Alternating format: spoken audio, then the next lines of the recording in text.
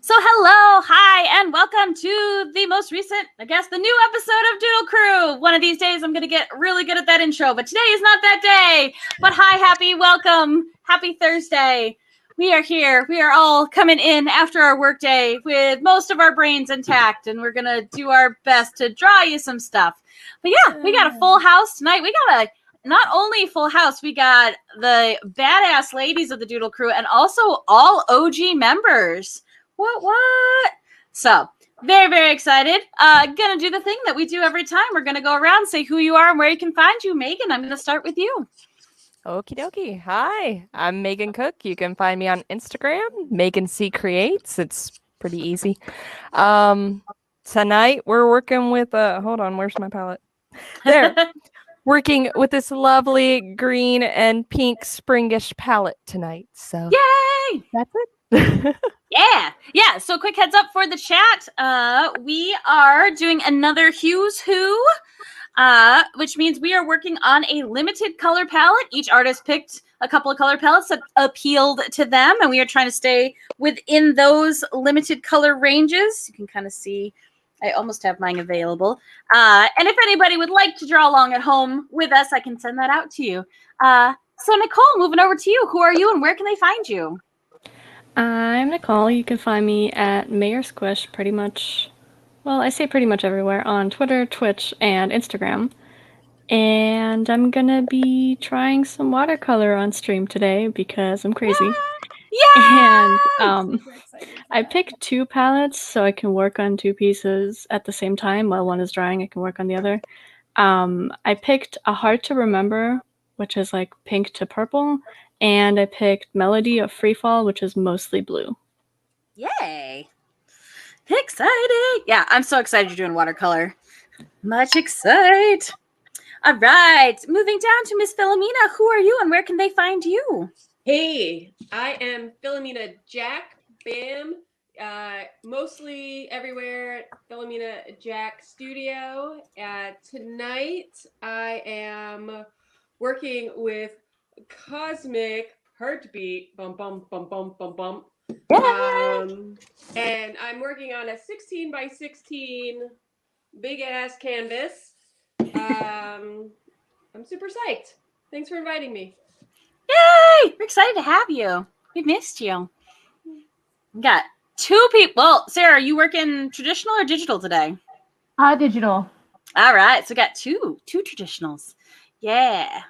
Okay. All right, Kristen, who are you and where can they find you?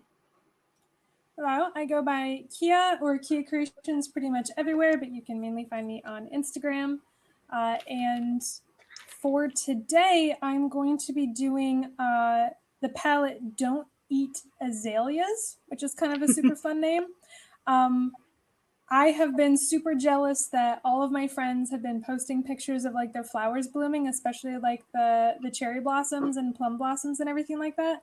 So I chose the Don't Eat Azaleas because I specifically want to do like a blooming sakura style painting with those colors, with the pinks and the browns. And I just sort of, as soon as I saw the palette, I was like, everyone's sharing flowers and I have nothing because I live too far up north. So I'm going to do like a catharsis, like I wish I had flowers here painting.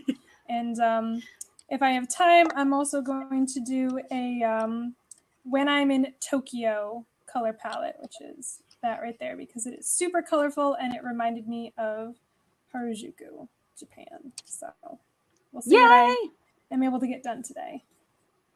Excellent. All right. And Sarah, where can people find you? Oh, you can find me on Tumblr. There it is. On Tumblr or on my website, sarahwilldesign.com. I do comics, animations, all sorts of stuff. Media art, whatever that means. It's like a catch-all for all art that someone needs. And I like that. I'm trying to pick between two palettes, Summer Sunset and Balance, because they both have pink and they both have green. Nice. Yeah. So, quick heads up, if anybody didn't catch where you can find people, you can also go and look at at Doodle Crew Draw on Twitter, Instagram, and Facebook, and that's where you can find us. That's also where you can find posts of previous art. If you go over and search my YouTube page, which is at A Swan Named Emily, which is that, you can find old episodes of the show. But yeah, give us a follow. Also, we have an amazing link tree, which Nicole set up, which is also where you can find other artists, which is cool. No, you're good. But yeah, you can find me all over at A Swan Named Emily. Yeah, I do stuff. I do things. I don't know. You know me. You're here. You've heard me before. You're on my channel. I am going to do, I have to go back over because I've already forgotten. I am going to do blueberry ice cream and silent gold. Those two spoke to me. And I was so excited because I was all ready and had sketched something out and then hated it and drew something again last night in my sketchbook, and I'm probably going to do that. So, you know, we'll see. Again, like always, we'll see what I get done. But yeah, so I don't know if, here, let me pull this up real quick. See if you guys can see it. Oh, let's do this one. All right. So just for everybody in chat, this is a quick zoom in on all these different ones. So they've got fun names. There's Dragon Egg, Flower Stalk, yeah, Melody of Freefall, Psychic Surge, that's a puzzle, Fizzy Ocean, all these fun things. So these are just palette things that I came across and threw at the artists, so they got to pick which ones they wanted to do and yeah, make some art beyond that. Also, just so that everybody watching is aware of the rules, you are also allowed to use white and black in your art if you need to. So, all right. Yes, I think that's all. Can't remember how I switched the camera.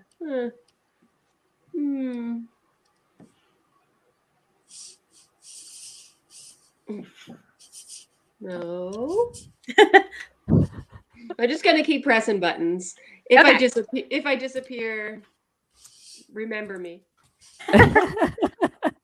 Remember me. Go on. Away. I did it before. I've done it before. I was gonna say, I know it works. Oh. Right, I have to go pull my chicken. I will be right Okay. back. Not a euphemism. Don't let that chicken Steve. burn. Not a euphemism. I'm helping. It's been what? 20 minutes. It's been 20 minutes. It's fine. My brain is broken. Well, all right. It's been a long Hopefully day. it has been it's been a long week. Really. Also, I've been I can't even fighting. pinpoint what made it long, and it just feels long. Now, I'm super excited about the weather change because it's been nice, but I have also been fighting a headache for about 6 to 7 days straight now, like just perpetual headache, and I realized that super duper wears me out. I think so, yeah. I get that too. That is the one bad thing when the weather changes, warm or cold. But it like sometimes makes you feel like you have a superpower. It's like, oh, there's a storm coming, and then you hope when your friend says, no, there's not a storm coming, and you're like, yes, there is, I can tell. And then you're like psychic for a day. But the problem is that your friend never says that. They're like, yeah, it's been predicted on the weather app for like 4 days now. Shut up, let me have this. Let me have this one thing. Let my suffering mean something. Like, I'll admit that happens to me every time. I want to pretend. And no one lets me. You're just like, no. You're not special. You've never been special. Oh, did we get it? Yay! Victory. Hurrah! Was that my victory? I feel victorious. Yes.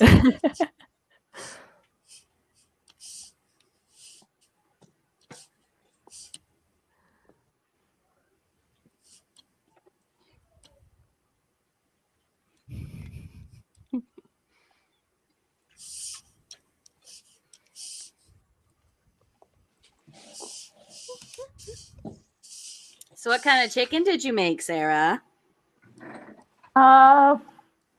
Parmesan crusted chicken that I'm gonna make wraps out of later. Ooh. Did you bring enough to share with the class? I can make more. I have a whole bag. I donate mine to somebody else.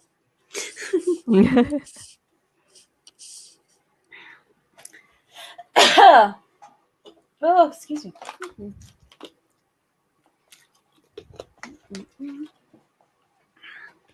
Okay.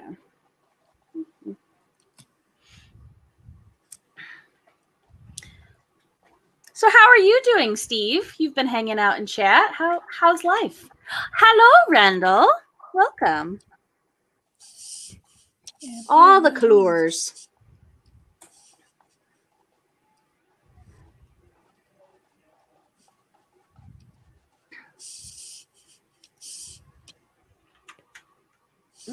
Okay. So I'm not going to test it because it's actually working. So just a heads up, and this is kind of a fun thing. So actually coming up on this coming Monday, this following Monday, which is the 12th, is going to be our next Doodle Crew. So we have a quick turnaround back-to-back one happening, which is exciting. Could I tell you what we're doing? Probably, but I don't have it in front of me, so I don't know. It's the video game, I believe. games. Oh, is it the video game one? That's exciting. Yeah. Oh, I was going to do a different color for her. Yeah. I remember what I planned. Yeah.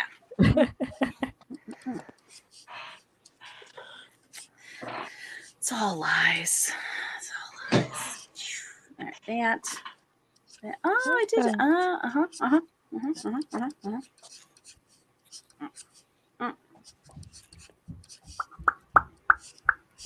Okay. Hide you. Nope. Hide you. Oh, rats. Sounded like children and not rats to me. Well, I can't take credit for the children. I can take credit for the rats. I'm going to take credit for the cat that was just in here. Nope, because I literally did the thing, so I'm starting out strong. I drew all of my first set of lines on the wrong layer. Oh. Yeah! Get it. Get it. Get it. Get it. That was If it makes just you feel any practice. better, this foot is just not.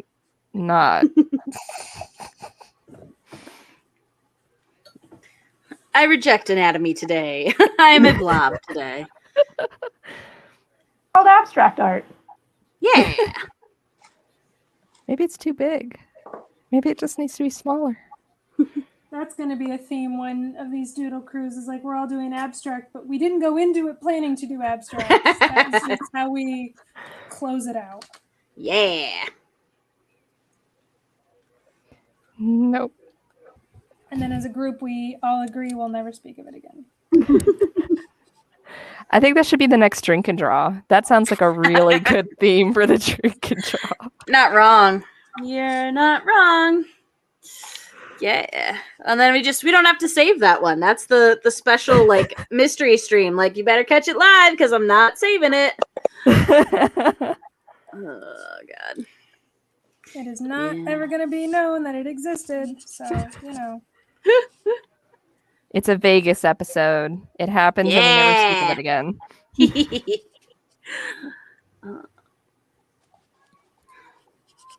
That's the one where we draw the art that we really don't want to be put up on YouTube. Yup. Don't tell them that. They'll screenshot everything. You're not wrong. They're wily. Get everyone to sign NDAs. Oh, that would be funny. Ooh. NDA wall. Yeah. All right. So Dell's got an interesting idea. You have to start drawing the picture and then pass it to another person after X number of minutes. And I know we had talked about doing all the artists draw on the same canvas, which was a very cool idea because I've got that. I think it's Magma Studio. What's the thing called? Yeah. where you can all log in and work on the same canvas, It was the all one from digitally. Like Expo. Yeah. So that's definitely, that would be fun, especially if you had someone start one and then the next person took over. And yeah, I'd be up for that. Like What was I Eloquent Corpse, but digital. What was that? Like Eloquent Corpse, but digital, where you start by only drawing the head, and then the next person draws the middle, and the last person draws the legs. Which is one of my favorite things to do with my students, and has literally contributed to some of the most fun like reactions from them, we'll say. Like I've gotten some good like, oh, you shouldn't say that, but I'm gonna laugh because that was really funny.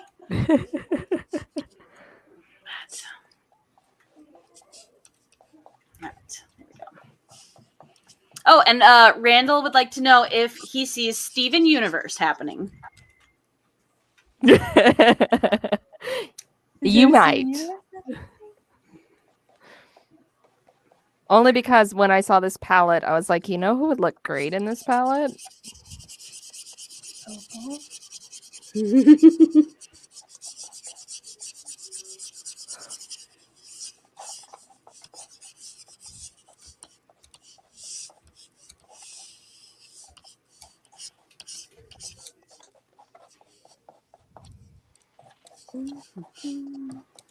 Is it me? Do I look good in the palette? Oops.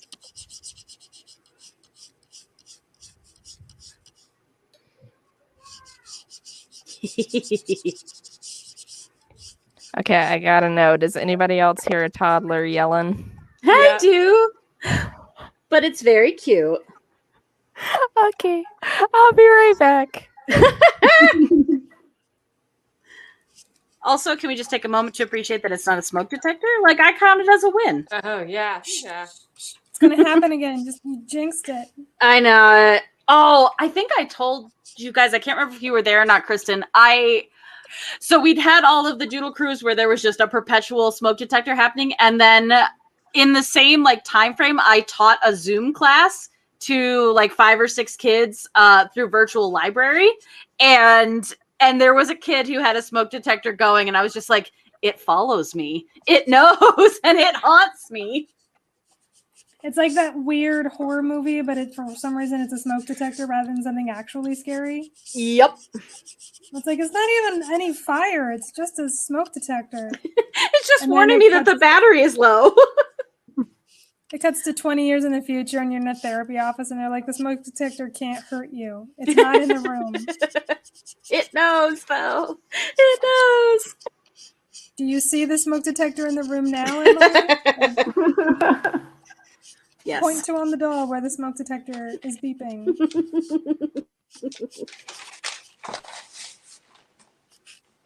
Feels like it's a College Humor skit or something. Yeah, very much so. Nope, that's not how eyes work.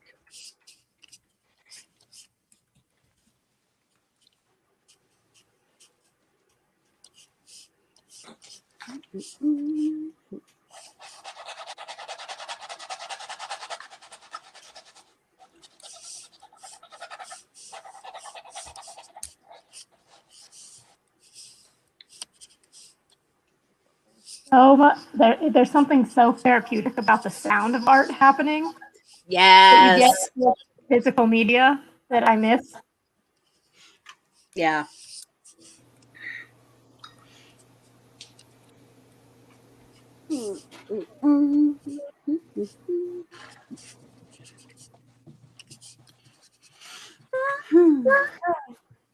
Sorry.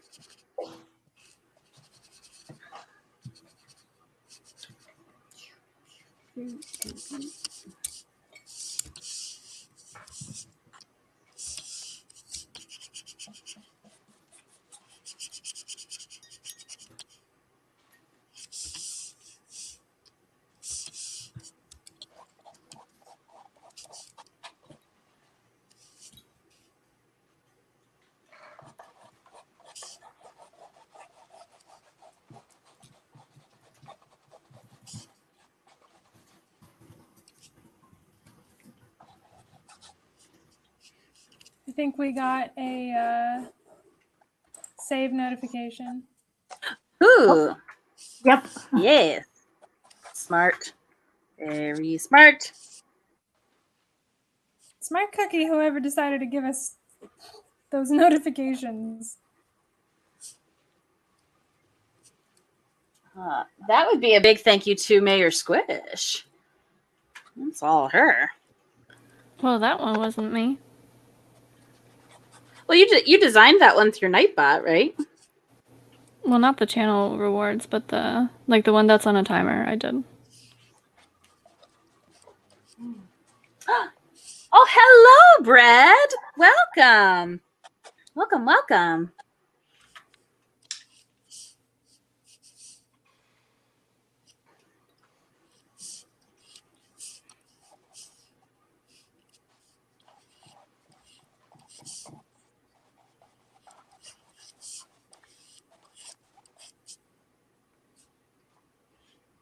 I like that energy. That's the energy we need.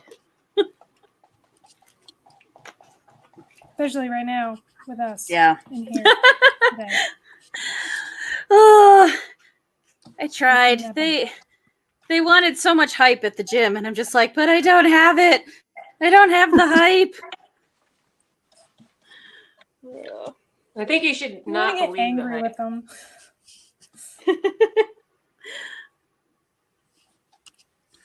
It's like, come on, you can bring it up. Bring it up. Oh, Leave me alone. thank you so much. Well, I also love that, like, their thing is always like, yeah, and if you really want to take this to the next level, you can always add a burpee. And I just sit there and laugh. And I was like, at no point do I ever want to add a burpee, guys. That's just not a thing I want to add. No. Can I add a side of fries? Like, that'll take, or a donut? Can you give me a donut? I don't want to do a burpee. It's like, and when you want to add to your, it's like, I'm not doing this because I want to. I don't No. think you're understanding why I'm here. I'd appreciate You and I. it if you could like resonate with me a bit better on that, Mr. Exercise Guy. We are in this for very different reasons. It's like, and when you start feeling the push and that adrenaline high, it's like, look, I'm fighting to take a nap right now. I don't know what you're trying to get me to do, but we're not communicating here. Yep. Excellent. Oh, hello, Idle Pixels. He says hi, or they say, I don't want to say he. Hi, all. Great art. Thank you. Thank you. Yes, Del. You can have hype or you can have effort. I can't do both. This is very true. That's also, true. we are getting into what I consider Slurpee season, so that like after I'm super hot and sweaty and disgusting, I can go and get a frozen sugary drink and feel better. You're never disgusting. Aw, you're sweet. Lying, but sweet. I was gonna say I don't smell good, but I appreciate it. Like there are definitely times after going that yeah, not so good. All right, here we go. Nope, Rose's legs are not the same length. Oh. Let's bring you down. So is everything okay with the child? Yes, they were having a good old time on the phone with Grandma and Papa, and she was just all over the place. So I was like, can we take it outside? And she's like, outside! I'm like, yeah! That is the right level of excitement. Yeah! It's still daylight. It's not the dead of winter and completely dark outside. Seriously. And it's like 70 degrees, so go enjoy it. Why aren't you? Oh, there we go. Yeah, I miss that run around like a banshee energy. That was good energy. I don't know that I've ever had it. I'm sure my mother would call me a liar, but I don't know that I've ever run around like a banshee. Crazy energy. That's what I miss the most, like nostalgia-wise. I just miss having energy. I don't even miss that much from the 80s or the 90s, except for just being able to like stay awake all day. Oh yeah, I do congratulate myself now when I pull an all dayer. And I was like, hey, you didn't nap today. Well done, you. I don't know how I managed to pull the all nighters, and now it's like just trying to struggle to do an all dayer. Yeah. Really? You stayed awake for like 9 hours straight? It's crazy. Well, you just got out of bed. You just, when you were younger, you just stood up. Didn't lay there. Didn't have to convince yourself by bribing yourself that you would, allow yourself to put a little extra, real sugar in your coffee that morning. Just... Or do the snooze button negotiation. Like, I'm only going to hit the snooze 3 times today. Just 3. Just 3. It's like, I can hit snooze. I'll just put my hair in a ponytail. I don't really need to wash it today. It's fine. That is not why my hair is a ponytail. Nope, those are the ones where I'm like, well, I did braids yesterday. They're probably still okay for one more day. I'll just pull them back. It's fine. No one will know. No one will know. No one will know.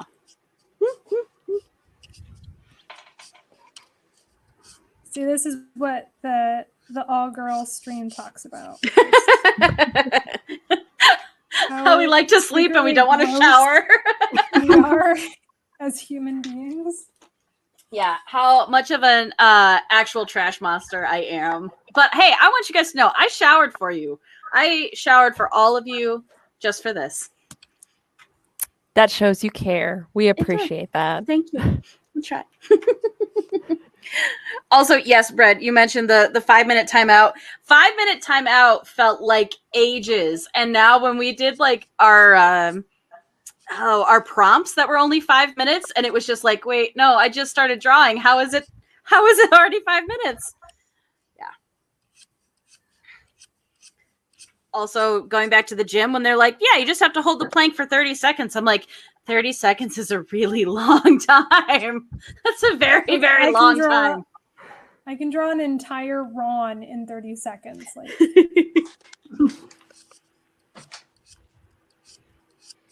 Hopefully to understand.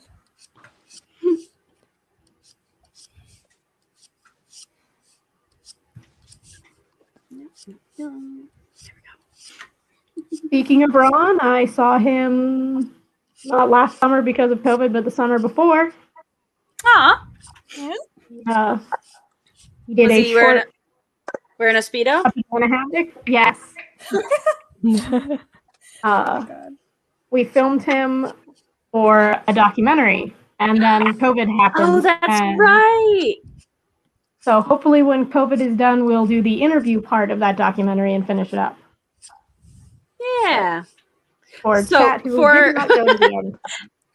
I was going to say, fill them in on who we're talking about. So for almost 40 years, there was a gentleman named Ron who was modeling for the Art Institute of Pittsburgh and CMU. And I was talking to a friend at a bar once and had mentioned him. And he's like, oh, I know Ron. And I realized how many artists in Pittsburgh had drawn Ron and started asking around. And almost everyone I talked to knew him. So I was like, we should get in contact with him, see if he's still around, see if he's still modeling. And through a lot of detective work, I got his phone number. I called him and was like, hey, we kind of want to talk to you. You're pretty cool. And he agreed to film, and we're hopefully going to do a Ron documentary. Wow. We only got the B-roll filmed. So. Yeah. But it was Ron modeling for us with like a Roman gladiator. Yep.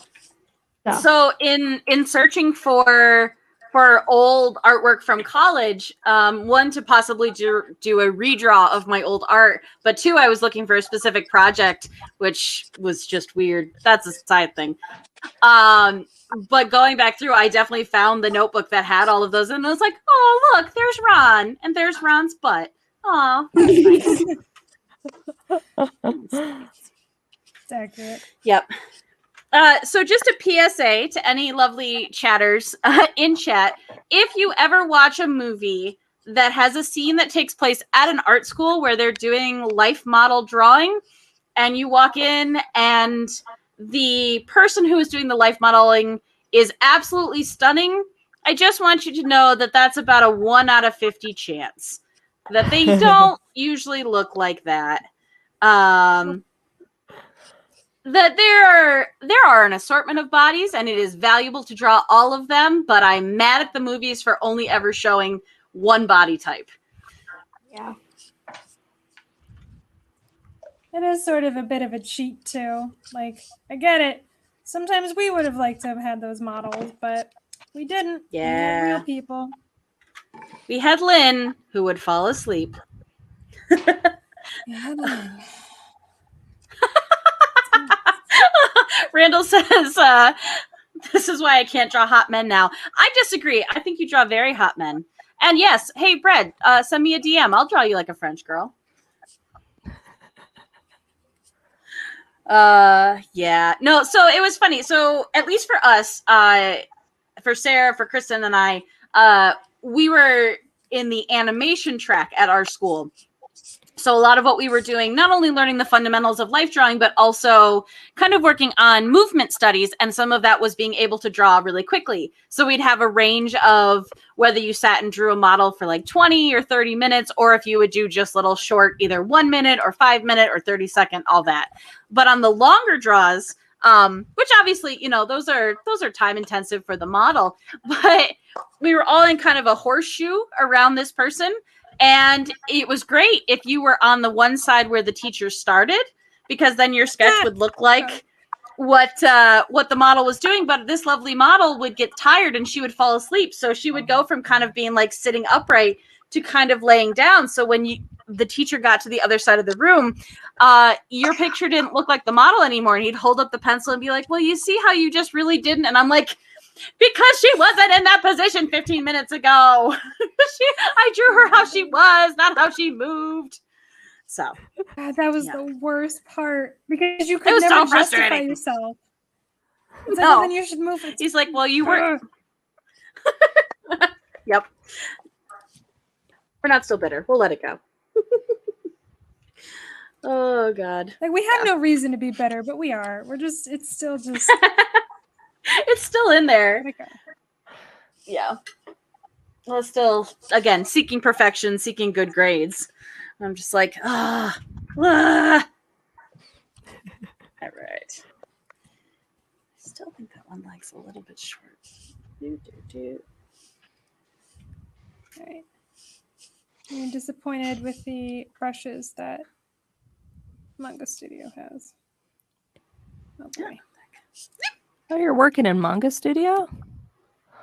Yeah, I don't have Clip Studio Paint. I'm working with the older version. Because that's what I purchased and that's what I still have. And when I was working on my iPad, I was actually working in Sketchbook.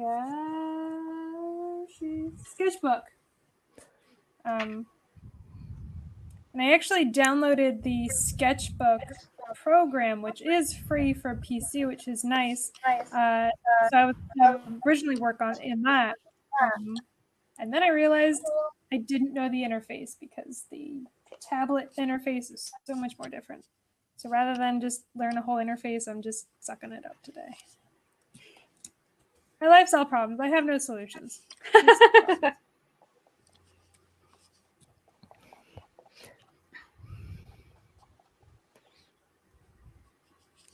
I'll make this work.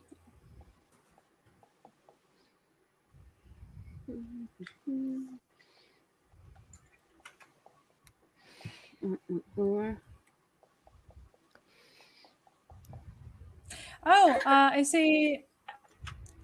Delphine Raven said a college friend who does burlesque was going to be a life model in Annapolis. Absolutely. If anyone is familiar with Dr. Sketchies, I absolutely love Dr. Sketchies because Sarah, I think you actually were a model for Dr. Sketchies, weren't you? Was twice. Yeah, it's for anyone who is looking for very interesting life drawing. Yeah, definitely look up Dr. Sketches. I know that they've done the ones I've gone to have all had burlesque models, but they've also gotten like cosplayers and all kinds of fun stuff. That's awesome. They're usually themey. They do fun themes.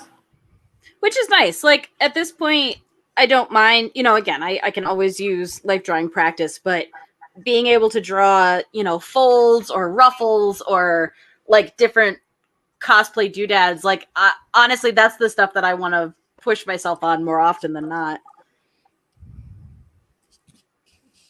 Those Fun to cosplay also- doodads. It was fun to model And also- because. Go ahead, Kristen. I was just going to say, it's also like once you have done life drawing to the point where you know anatomy somewhat, adding clothing actually kind of gives you that extra bit of difficulty. That's very fun. Yeah. Even if it's like burlesque clothing or feathers or costumes or what have you. I've made friends with a lot of the people who go to Dr. Sketchies, and years later they're like, I think I have a drawing of you. You did a pose where you screamed at me for 10 minutes. I did Black Canary, so I held a canary cry like for 10 minutes. Oh, and wow. I didn't look at anyone. I just stared like at the wall, but apparently the guy was like, oh no, you were like staring right at me for 10 minutes. I have a drawing of that. I have that story. I went to a steampunk convention of all things, and I was in a store, and there was a few other people in the store, and a girl and me like made eye contact from across the room, and we kept looking at each other, and she was like, I know you, but I don't know where. And I was like, yeah, I know you too. And we're like staring at each other for a big long time, trying to like, okay, did you work here? Did you live here? Like, what's this, that, and the other thing? And then it clicked for both of us literally at the same moment. And no joke, we both yelled out simultaneously, I've seen you naked, and you've seen me naked. And then everyone's eyes and ears just perked up at that, and they like whipped their heads around to us, and we're like, no, I'm an artist. She's a life drawing model. Like that's how we know each other. Yeah. Oh we my ended God, up actually staying pretty good friends, and we saw each other a few times at like other events, but it was just super funny that at the same time we're like, oh yeah, like you modeling for the Albany, it was the Albany art center, and I used to go there for weekend classes just to kind of keep my skills up. And it was just super funny situation, but it's hilarious now, but was super embarrassing then. Oh, so there was a time when we were in college when Los Lonely Boys performed at the Point. And it was a free outdoor concert, which was awesome. And I remember going and sitting and sketching people, which was cool because it was one of the first times, aside from like high school, like out in the world, where I had someone approach me and be like, hey, I want to buy your art because you drew my wife. And I was like, hey, that's cool. But there was a woman that I drew there during that. And I'm going to say maybe a year or so later, I was in the doctor's office getting a vaccination or something. And again, it's the same thing. Like I'm sitting there and I'm looking at the woman. I'm like, I know you, but this is Pittsburgh. There's no way that I know you because there's no way. There's hundreds of thousands of people here. And like, I don't even remember how we got into it, but it turned out she was someone else I had drawn that day at that concert. So all of our clothes were on. So I'm sorry that wasn't as exciting, but I mean, you can't always have everyone be naked in all your stories, you know. it's true. It's true. I mean, Yeah, you aim spice for it. it, but yeah. It was the first time I met someone who ended up becoming my housemate for a very long time. She was modeling for the art center here, and I saw her in her bra and panties. So, yeah. Also, He Who Is Steve makes a great point that I was told in no uncertain terms by Rob Liefeld that if there's a piece of the body that you can't draw, just cut it out of the panel. And yeah. He runs a very special school of how to draw. Oh, yes. Yep. No, Slutty Mage, I'm pretty sure you're. Yeah, I'm pretty sure. Because Ron was the main one. There was one woman we had one time, and it broke my heart we only had her once because she had the most amazing, gorgeous, like tribal, not like tribal markings, but moon and wolf and all of this beautiful like full back tattoo that was gorgeous, and she was really cool and super hot, and we only had her once, and I was like, oh, but can we draw her more? I liked her. Did anyone have the pregnant model? It was my very first life drawing class that I took at AIP, and I mean, she was like very much like going to have birth at any moment. But that being the very first model that I ever had, and her being super pregnant was like very interesting because you don't often get to life draw someone No. such a temporary condition. That was very cool. That's funny. I remember. Oh no, I'm forgetting her name. Sharon. What was the deaf model? Thank Sharon. you. She was so cool. She was. I enjoyed her a lot. If you were at a weird angle and she knew you were sitting at a weird angle, when she was getting ready to do a pose, she's like, no, scoot in because you're going to get weird side boob. You don't want to draw that. I don't want you to draw that. Come over here. Let's work with each other.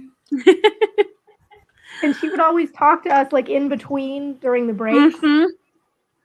She'd go down in her robe, like she wouldn't get dressed to walk down to the vending machine and get a coffee and come back up and barefoot in robes, just hanging out with us.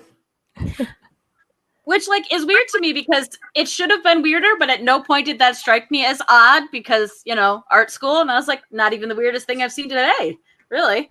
And she made it super comfortable. She was just like, yeah, this is my life and this is your life and our lives can join. Yep. So you draw me. Yeah. Yeah. She was chill. I liked her. Yeah, she was cool.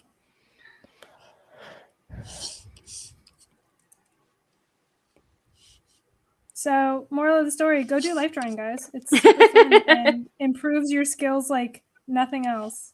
Heck yeah. For anyone here in Pittsburgh, they probably haven't in a while because of COVID, but whenever things open back up, CMU on Sunday nights, I think anytime the university's open. I think they quit for the summer, or is it the other way around? I'll have to look it up. But CMU does a really good weekly life drawing. Oh, that's cool. I didn't know that. We had this woman who was pretty beautiful and would walk around not just with her robe, like in the halls, but it would be an open robe. So that was great. And then she says, "Oh, can I?" I remember her asking the professor, like, "Oh, can I bring a buddy and we could, you know, we could have two bodies next week?" He's like, "Sure, that'd be great." And she brings this gentleman who's a lot older than her, and they were like cuddling and playing grab ass. Oh my gosh. It was so uncomfortable. It was so like you were there foreplay. No, Yeah. I don't like it. I don't like it. I know. I need an adult. Like I don't mind the idea of cuddling. That actually sounds like it could be kind of nice, but like the rest of that story. Yeah. Yeah. Yeah. One week, the model didn't show up at CMU, and there was a couple who was going to draw, and everyone kind of volunteered to, in clothing, do a round of modeling for everyone. And after like I did one, and one of our professors from the Art Institute, Mr. Pianati. He Literally got the life drawing professor. Yep, and he did one, and then this couple was like, we do this usually, like we're usually paid for this, but how about we actually get naked and pose for you? And they did really natural, like sitting cross-legged and just like looking into each other's eyes for like 20 minutes, like kind of nice romantic looking poses. It was really nice. See, that would be really, really nice. Like, I would like that kind of like couple interaction, because we didn't have any chance to draw anything like that. Yes, he who is Steve. I agree completely. If you are an exhibitionist and that is your thing, go for it. But the consent of those being exhibited to is definitely a part of it, and it is always a weird kind of social contract when you're in a life drawing class. And despite how it may seem, my maturity now in my 30s is a lot better than it was at 18 when I was taking these classes. But there's an understanding. Like, I didn't have the maturity to handle it at 18 because I was still a child and I have, brainworms. But yeah, with something like that, just making sure everyone's on the same page. You can have naked people, but let's all be on the same page. My mother, prior, like when I got accepted to go to AIP, and then before I actually started attending, she's like, okay, you're not going to embarrass yourself and you're not going to embarrass me. We're going to go up to the Cleveland School of Fine Art and you're going to take some life drawing classes just so you know not to giggle and not to like act weird. And she's like, I'm not even teaching you how to draw. I'm just going to teach you how to like act professionally in front of naked people that you don't know. Because because we're like immature, like 17-year-olds. Like, of course, we're not going to act, normal. In front of like people we don't know, in front of a whole group of people. So. Also, I mean, I don't know that there was a single moment at any time in college where I wasn't also completely crippled by social anxiety and doubt and like personal stress over it. So there was already so much happening. So for me to be able to deal with something else on top of that was a big push. Like, I have to be mature too. I don't think I can do that. Expecting a lot. We did all right, I think. We did all right. We made it through. I've got a question about doodle rules. Okay. So my palette has a yellow and what I'm reading as a dark blue. Can I make green? Does that count? As using I'm okay palette? with it. I'm fast and dirty with these rules. That's right. We are. I'm living on the edge here, folks. Yeah, if you want to go green, I'm okay with it. I feel like that's the best color to go. Yes, if I just drop the hammer, I was like, no exceptions, no substitutions, no soup for you. no soup for you. You will draw the colors or you will get nothing. I was about to say I might be in trouble then because I mixed a couple of mine thinking, if I had paint or markers, I probably would do this. Your accent there was really good, by the way. Oh, thank you. I don't think so, considering Nicole is actually in the Soviet bloc, but thank you. Excuse me. Yeah, I try not to do my terrible German or Russian accents around you because it's just embarrassing.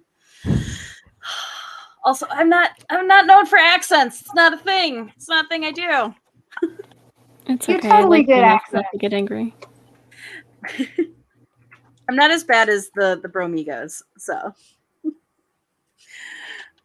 Yeah, Sarah, I don't think we can count what I did in college as accents. I don't count it as as doing accents. I was out of desperation. Oh God. You did accents in college?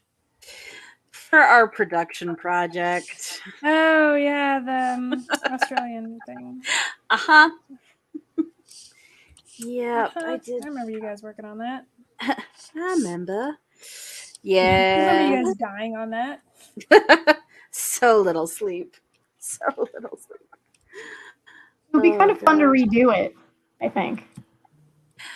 Yes. Or like a little bit of it. The Well, I was gonna say, like, hesitation, they're like, what if? I would change how we did certain things, and I would probably do it more like a motion comic. But honestly, yeah, it would be kind of fun now that I can actually draw better. I would enjoy that. Randall and I look at each other from across the room and are like, I would never touch curb again with like a 10-foot pole. It's Like, nope, I'm good. I'm good. I'm good. I do not need to relive that. It was fine. It did. It happened. And I'm all right with it. I would like another crack at my voice acting. Honestly, that would be. I would now that I'm a little bit more comfortable in front of the microphone. I would like that.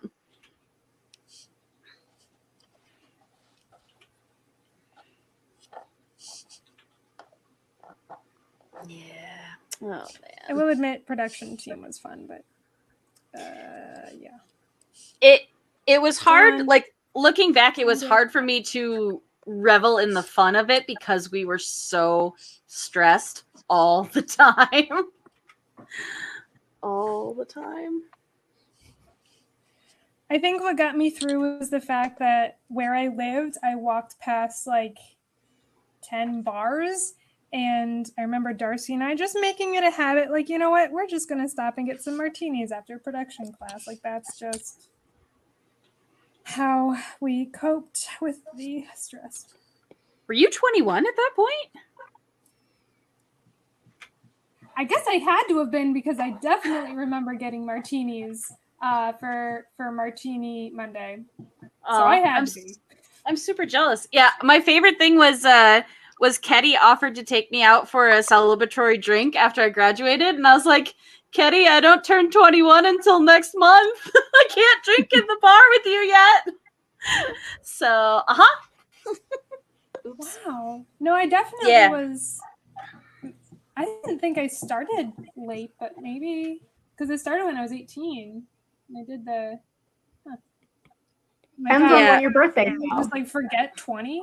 Or did I just buy alcohol and not remember that it wasn't legal? Now I don't know. I'm sorry. I've thrown it. Yeah, because I started summer quarter 04 and I turned 18 in July, and then I graduated June of 07, and then I turned 21 in July of 07. So yep. I don't know if I want to do the math. I'm gonna be honest. It's depressing, I'll tell you that.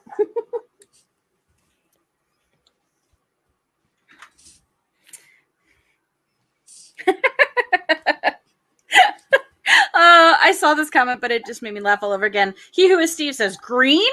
This isn't Sketch Boys. Damn it, this is Doodle Crew, and we have standards.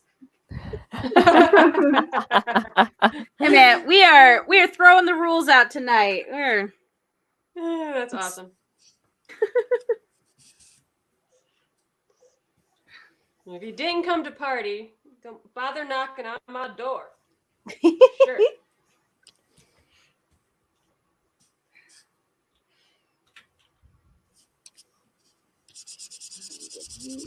Yeah. It really is such a good sound. That paintbrush on canvas is such a good sound. Yeah, we be art police. Oh gosh.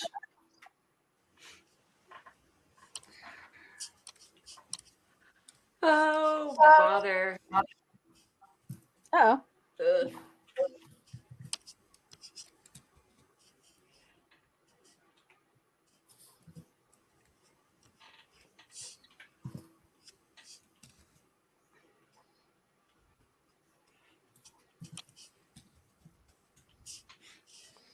I just don't have one. All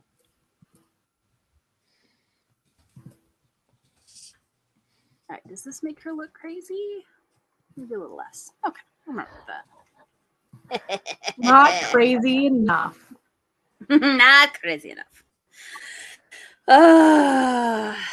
It wasn't going to be Thursday, but it might be now.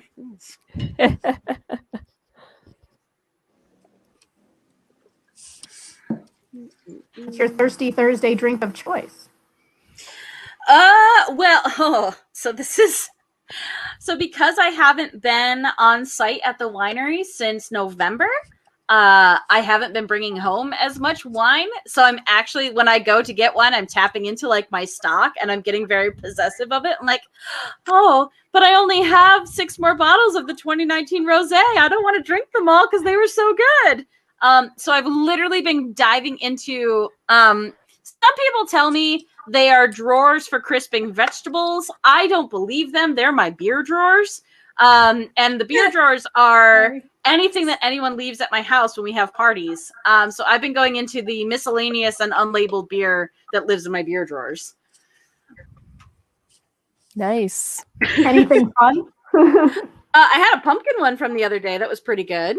Real random. I'm like, yeah, pumpkin in April. Sure. Gotta get it in before it gets too hot. Right. You don't want pumpkin when it's hot out. No. True. It doesn't taste as good. I relate to the beer drawer. I have the same thing. You came to my house, you brought beer, no one drank it because I already had stuff. So this is now my emergency stash / make myself feel better drawer. It's my happy drawer. It could be happy because of vegetables, but for me, it's happy because of beer. Yeah, I call it my beer crisper. That's what I'm going to call it from now on. Got to keep that carbon fresh. Absolutely. Carbonated fresh. I had someone, we went grocery shopping and brought food home, and like he pulled out that drawer to put the vegetables in. And I was like, what are you doing? He's like, this is where they go. And I'm like, no, not today. Like, clearly you're new here, sweetie. That's cute. No. I leave them on the shelf until they get so withered I have to make them into stir fry. There's a system here. The guilt makes me eat them eventually. Look. Oh gosh, my poor vegetables. They just call out to me like, please love us. Please. I'm like, nope. I'm gonna eat butter noodles again. Because I'm a child. Definitely not a fan of my brush options here. Cool. Definitely should have used the other program. Oh well, too late now. We die like men.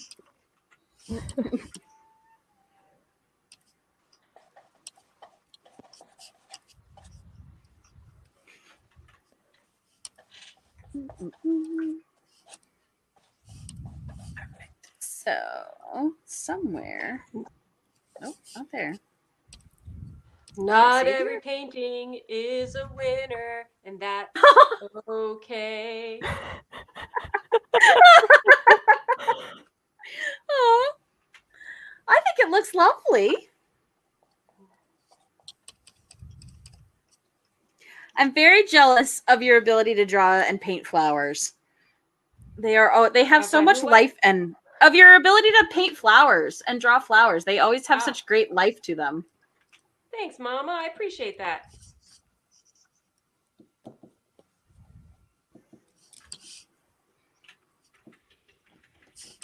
Also, if you don't already follow Philomena, she has been posting good morning, beautiful pictures and paintings of flowers. What, for a week and a half now? 2 weeks? And it's been like, it's one of my favorite ways to start my day. Aw, thank you. I appreciate the feedback. Sometimes, it feels like just shouting into the void of "Have a good day." I hope you have a really nice day. Damn it! I hope it's all right for you.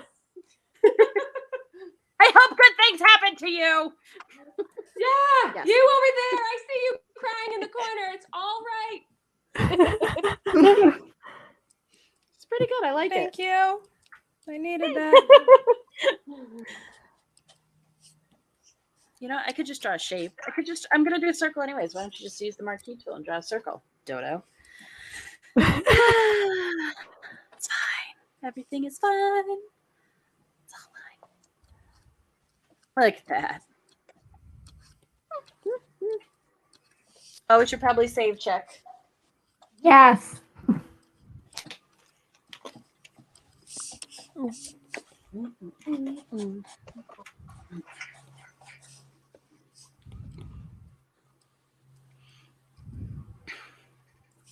Also, I saw Simkin show up in chat. I didn't officially say hello. What's going on? You said advising season is rough. I'm not your buddy, guy. I'm not your guy, friend. Not your friend, buddy. Oh, I love it.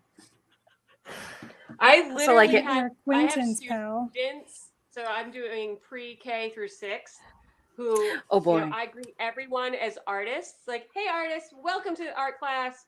We're going to have a great day, blah, blah, blah. And it's like, don't call me artist. I'm like, I'm going to call you artist extra.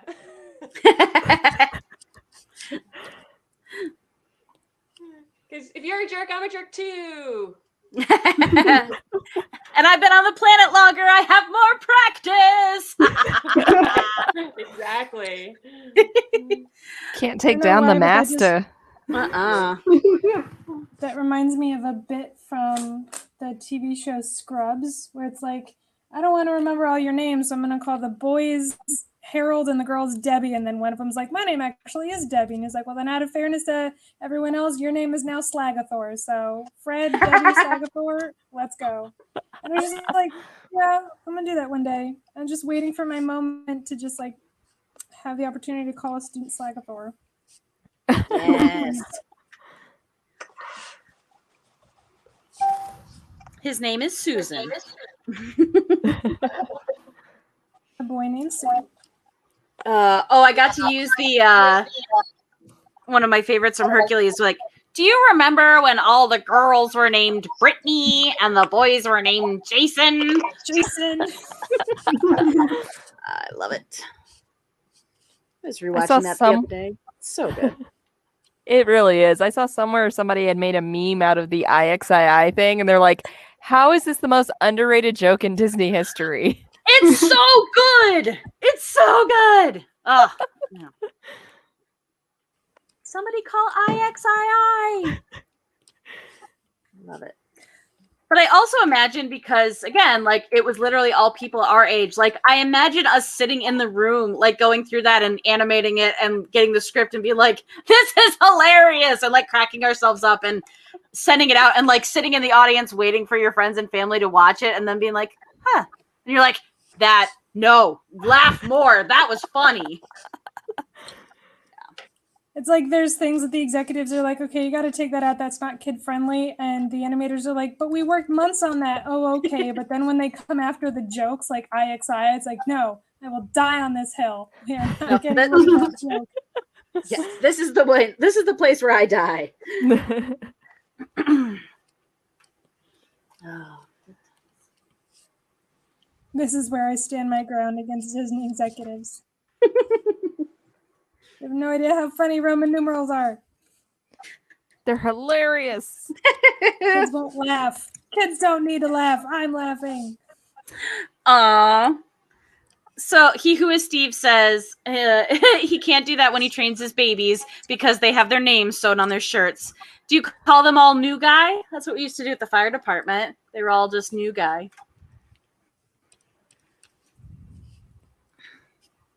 All babies are named Bob. That's how it is. I love babies with like adult names, like Paul. Like, Paul isn't a baby name. And I'm just like, hey, you can't be a baby. Your name is Paul. Stop it. I had a thought today. Speaking of names and all the girls being named Brittany and the boys being named Jason, I saw the name Wanda, and I'm like, I wonder if that's going to be a 2021 name. Like, all the girl babies this year are going to be named Wanda. At least for Marvel fans, or something. Oh yeah, yeah. Considering the spike in Hermione's, I think absolutely. Really? There's okay. Didn't know that. There was, yeah, a writer. I think it was when the Probably books should have came had out, that. I thought it was when the movies came out. There was a spike. I think at the third movie around that Okay. time, there were a lot of the name popularity just like spiked on babynames.com. Yep. Gone are the days of Sarah and Emily. I know, we reigned supreme for a long time. It is weird though because of the like fluctuations of time where Emily would pop back up, because there's like a 10-year gap. So people who are in their early 20s, there's a bunch of Emilys, and then there's like babies now, and it's just weird to me. It's like, oh, okay. The sad thing is most of the like Emily's and Sarah's and Brittany's and stuff are probably named after like grandmothers now. You're not wrong. Like, oh, we named her Brittany after our great grandmother. Oh no. And it's like, no, but the grandma names used to be like Edna and Ethel, and now they're going to be like Winifred. Emily and Sarah. Yeah. Winifred. Oh, along with Wanda, we could bring back Agnes and Agatha. I'm all right with that. I've always Alright loved with the that. Uh-huh. name Agatha. I think it's pretty. Oh, can we do a poll? Like, what female or male name do you automatically associate as like an older name? Yes. Philomena.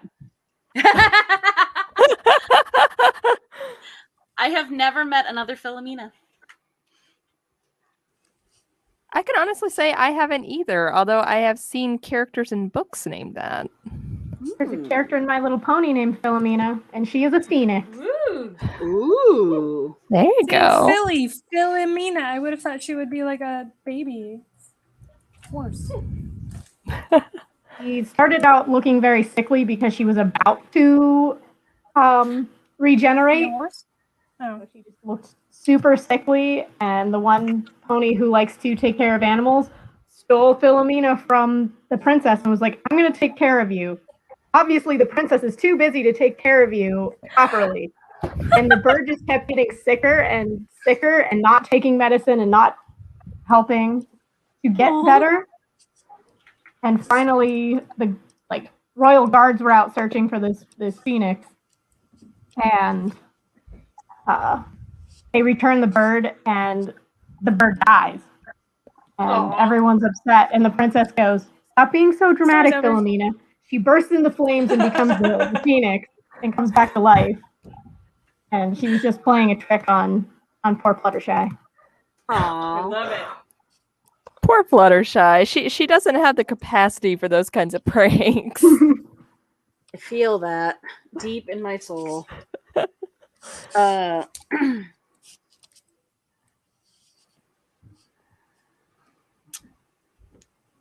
Oh, Dell says Lester.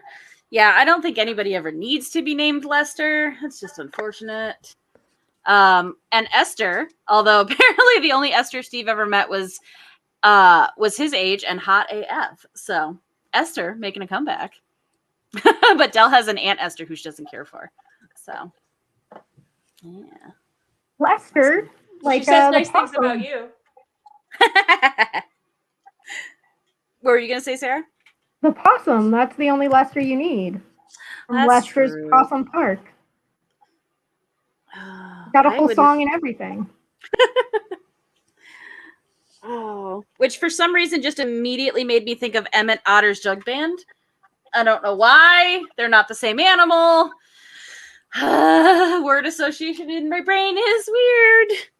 It's fine.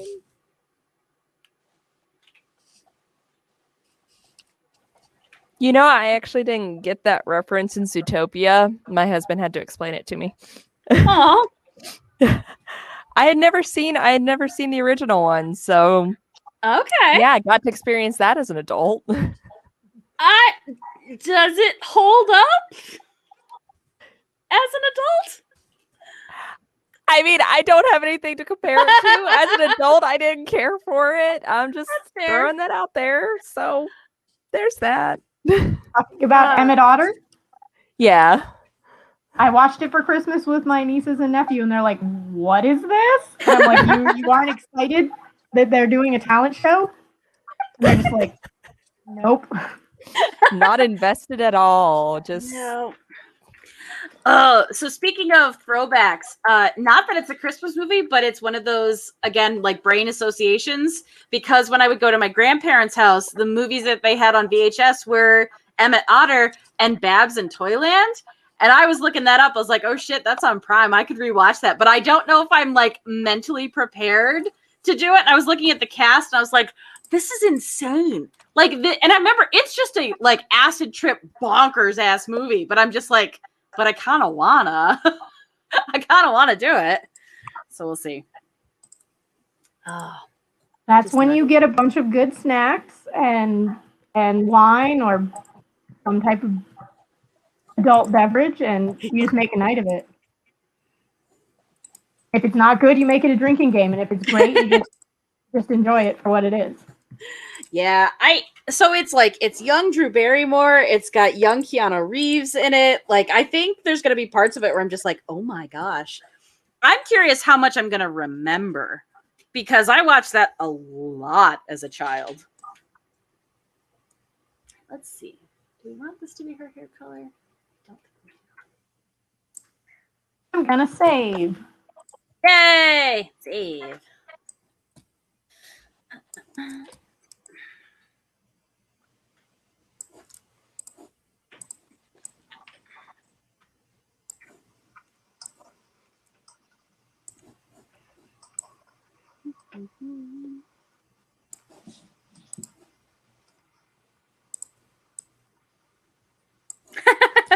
Dell also makes a very solid point. Remember, kids, always follow the serving suggestion on the edibles. Very, very good advice. And even though it's been 45 minutes, maybe give it 15 minutes more before you have another one. Very good advice.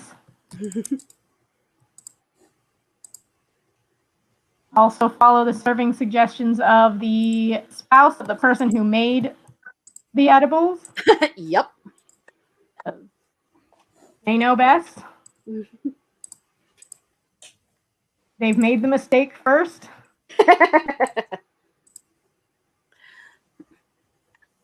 They have information you might not be privy to. Hmm?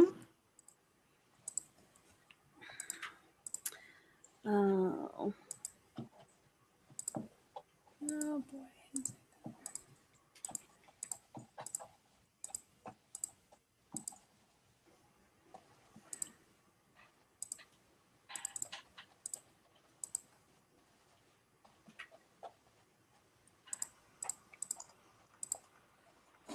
Yeah. I'm starting to think that I should stop using Manga Studio and actually like update.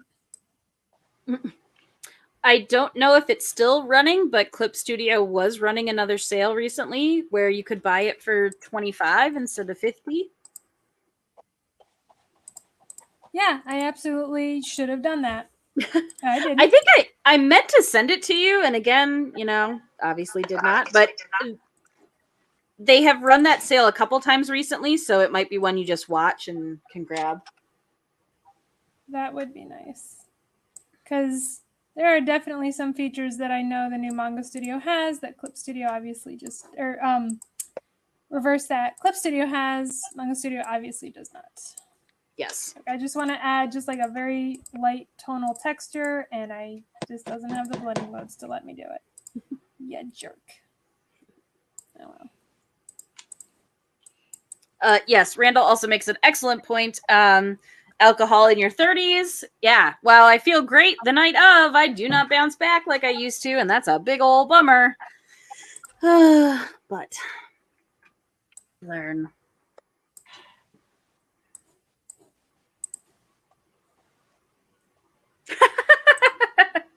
So He Who is Steve is not in New York, where we are celebrating legalized weed. And he says, I wish our governor would become embroiled in a scandal so we could legalize harmless substances. Yeah, here's fingers crossed for you, Steve. Well, to be fair, they almost passed it a couple years back. We just remember ran that. into what do we do with the money problems? Oh, to have those problems. Right? Oh no, what will I do with more funding and less people in jail? Ah.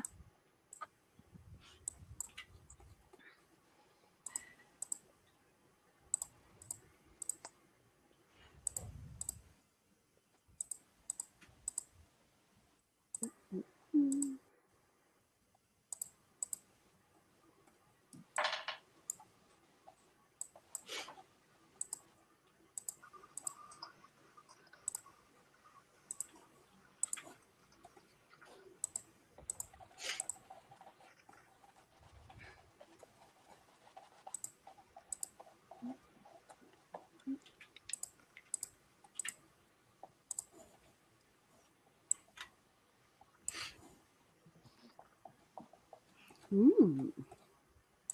I'm totally creeping on yours, Nicole. I like that color. Oh, the pink. Yeah, that looks cool.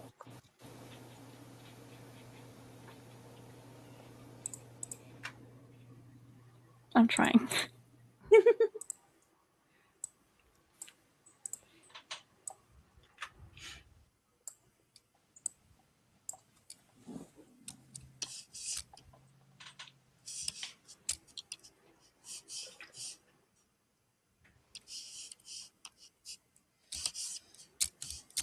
Nope, I'm not doing that. Okay, there we go. I don't know what that color is. All right, get out of there.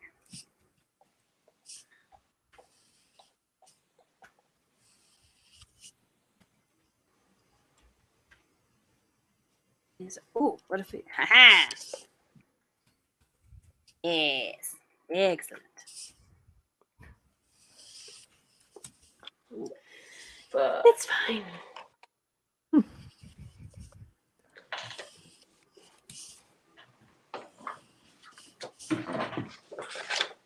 On this episode, Philomena forgets how to paint. Aw.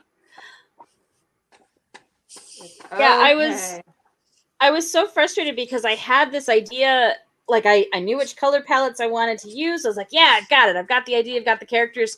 Sat down to draw them a couple different times. None of it was working. I was like, I literally know how to draw this. Why won't you work? Just Right. just work. Do the thing. No? Okay. Well, fine. Don't do the thing then. I'm a little upset with myself Like try to because bribe yourself. Like, okay, if I draw something else that I'm not supposed to draw, will you let me draw the thing that I need to draw? Please. What were you gonna say, Sarah? I was a little upset with myself because I was struggling to come up with an idea, which I'm okay with the idea I have, but I was telling my friend that I'm doing a live stream, and he's like, "Oh, what's the theme?" Explained it to him, and he goes, "Oh, you're absolutely doing this thing," and I went, "No, I'm not doing that thing." But now your idea is way better, but I will definitely have to save it for the next time we do this theme because it's amazing, and why wouldn't I do that? And I'm really upset that I didn't. But I have an idea for next time. A really good one. Yay! Well, good. And it's not that this idea is bad. Really like his idea better. Also, that like little bit of heartbreak where they're like, "Oh, but yeah, like, but you already thought of this," and you're sitting there like, "No, I didn't." But thank you for thinking that I did. Oh, Kruggles has an excellent question. Does anyone have a color they refuse to work with, or a color that they absolutely hate and won't use? I have a color I pretend to refuse to work with, and then I always end up working with. Yellow. Was the first one a color that we like? A was the color first that you part? hate. A color that you Hate? hate or refuse to work with. My Wi-Fi won't stay put. I'm just gonna sit here and rock myself quietly. Oh.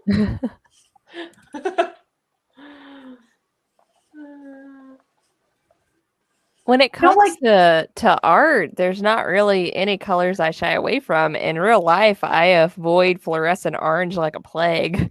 Yeah. Ooh, that's what I need. Fluorescent orange.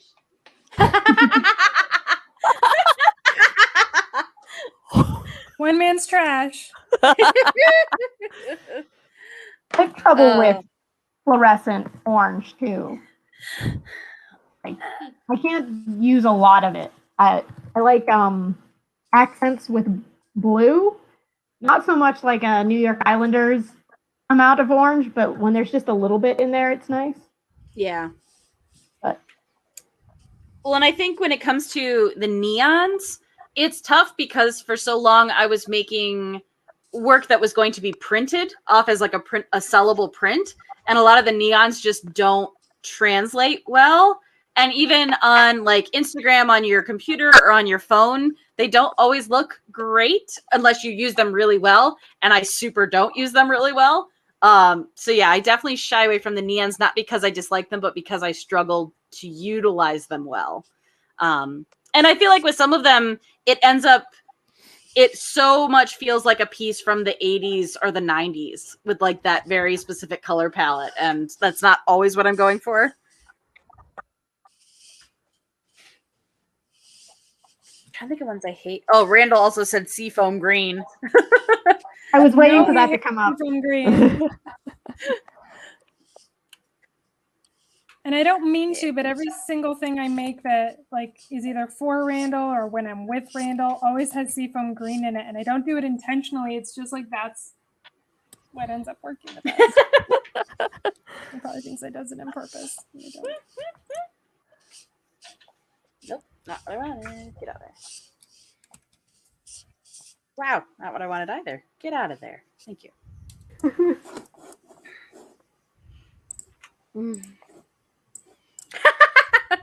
He says, seafoam green looks like you took a nice color like aqua blue and you peed in it. It's so dull and dirty to me. Oh, I love that.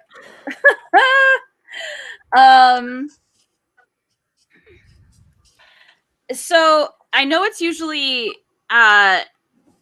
royal blue, but there is a royal purple, which is the very like vibrant, bright purple. I stay away from that one because again, it's the same thing.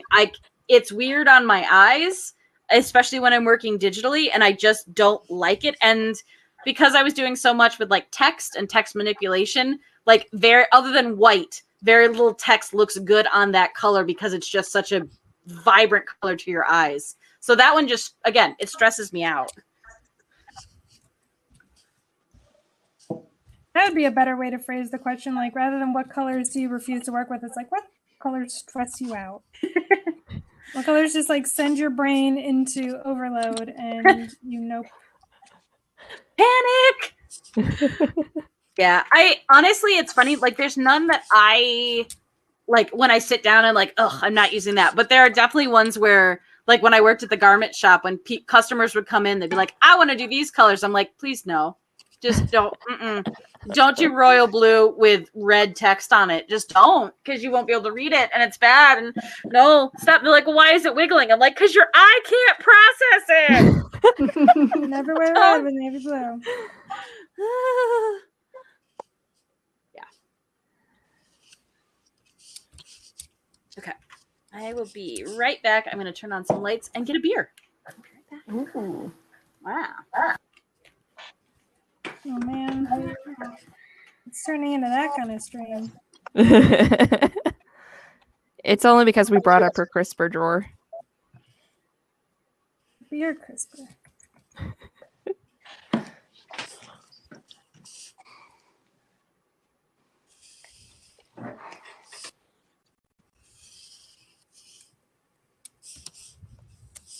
I think that's my favorite phenomenon that just naturally happens is when you have a party, you always end up with more alcohol than you started with, at least as an adult. Oh, I thought you meant the phenomenon of like everyone turns one of the vegetable drawers into a beer drawer.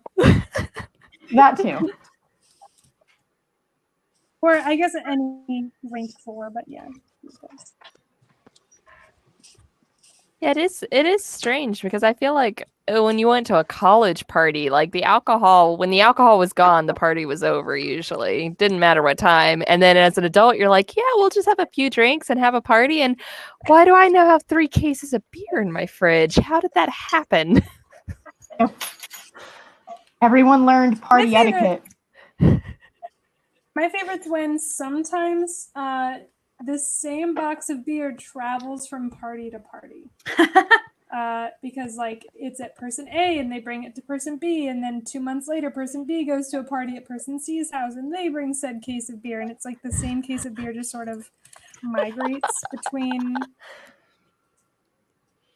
It's not bad beer either, it's just not what the people want to drink at that party that day.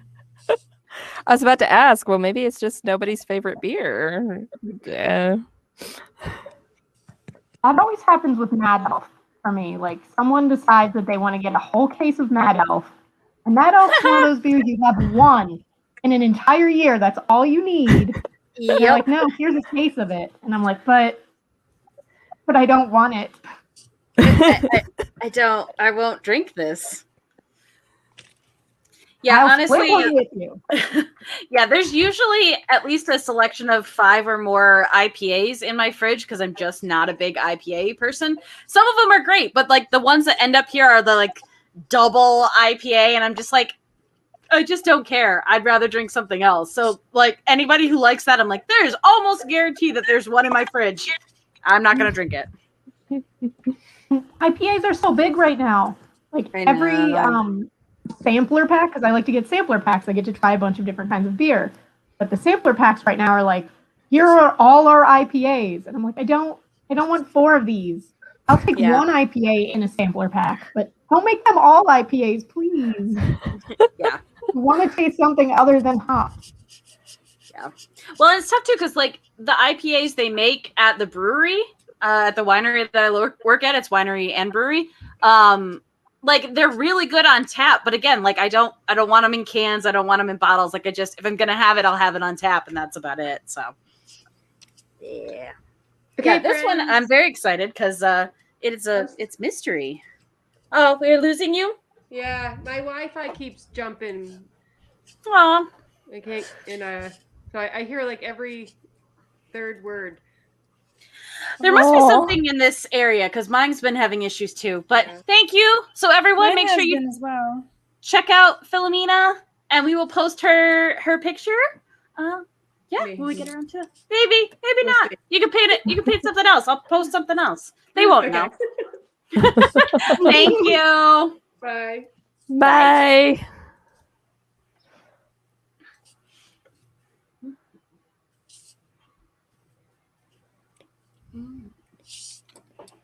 Oh, cranberry sour sounds so good, Kruggles. Yum. Yeah, we had a mango sour this year at the brewery, and it was yummy. I enjoyed that one. I hear mewing. That is a mewing. That is a mewing for dinner. They are very, very punctual. Mother, we starve. Mother has not fed us in over a moon. We worry we shall never see food again. Why does Mother hate us? And Steve with the very correct response, I would like to see the baby. Yes, my baby was sleeping in on the bedroom. In the bedroom. Well, come here. Well, if you want a pet, you gotta come here. Oh my goodness. There she is. Sing the song of your people. Hello. You want to go up there? Go on up there. Yeah, hi. Hello. Yes. Oh, you're gonna go. Okay, I'll let you go. I'll let you go. Aw, very pretty baby. And then the one that's minding her own business and not making any noise, so I'm gonna bother her also. Hi. Hello. Yes. And now the other one's complaining that she's not getting pet anymore. Touch me, but I don't want you to touch me. Don't touch me. Don't touch me. I don't know what I want. My kitty came in and then was like, nah, I don't want to be on screen. Got your stuffed lamb chops up, though. She carries Wait, it The I around. missed. gray one's name is Mischief, and the black one's name is Hijinks. But we call her Jinx. So when you walk into a room, you're like, oh, hi, Jinx.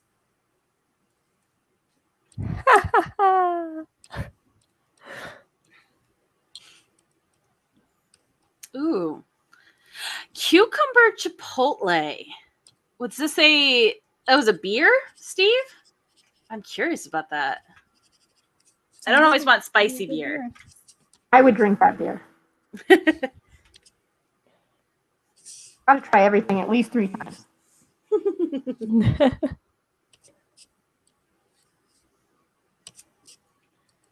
Something I have found that's been a lot of fun, especially working at the winery and having a microbrew there, like depending, especially with wines year to year in our area, because we have such changeable climate, like they really will taste different year to year. And as we've brewed different stuff, like we have a couple that always stay the same, but there's some other ones where they'll try something new. And like, that's kind of fun because trying it, 10 years ago, it's not going to taste like it does now.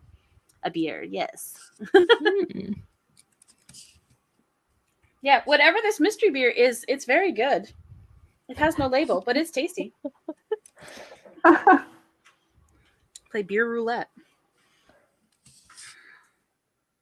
I have fur all in my mouth now. It's very uncomfortable. Yeah, Vera has been shedding like crazy. Like I'll pet her and I'll just see all of these little like feathers come up, and I was like, "Oh, that's gonna make me sneeze, and very soon." It's like, oh, you're made of allergies. Yay! Just in case you forgot. Yeah, I'm be proud of I'm me. feeling that right now. The allergies. Yeah, the allergies and the pets shedding. So much shedding.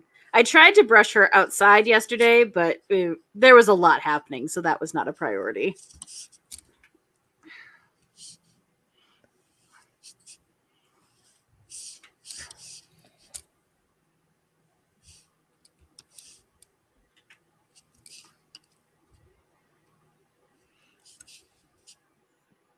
But I feel so bad. There's been a couple times, like, I think she likes being outside. I mean, she'd 100% like to just have free reign, which I won't let her do. But at a certain point, like, I think she definitely gets, like, stimulation overload. Because you watch, like, her breath gets really, really fast. And, like, then a car will go by and she just looks really scared. I'm like, oh, baby, we can go back inside. It's okay. I wasn't going to let you kill the birds anyways.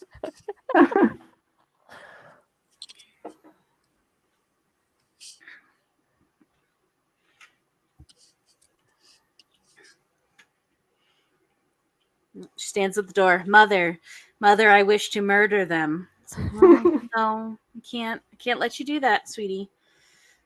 Not today. But mother, they tempt me so. That one made fun of you. Please let me at them. Let me avenge Vengeance, you, mother. I crave vengeance.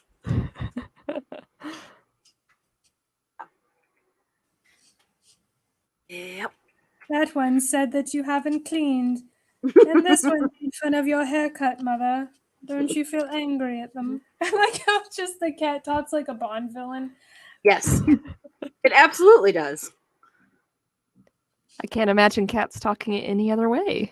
I was gonna say they're either a Bond villain or they have that was it transatlantic or mid-Atlantic like put on accent that was of old Hollywood, like, yes, mother.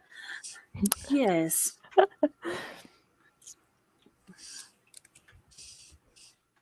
I had a cat once named Sierra, and I said that she had like the sassiest voice, like, what you talking about style cat.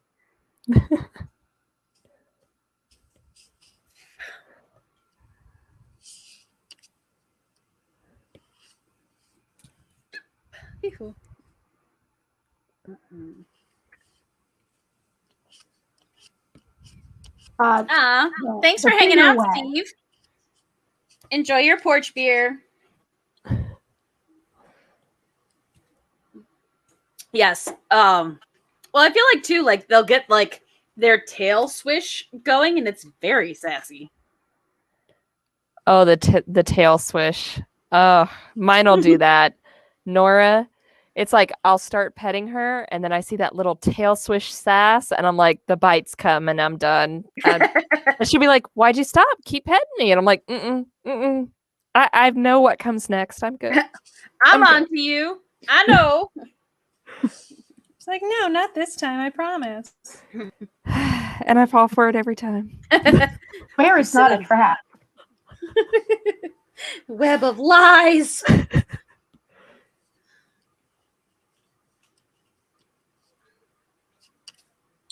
Yep, there was definitely some bite training that needed to happen when Vera was first hanging out, because I was like, "Oh, you've got very strong chompers, and that it hurts me."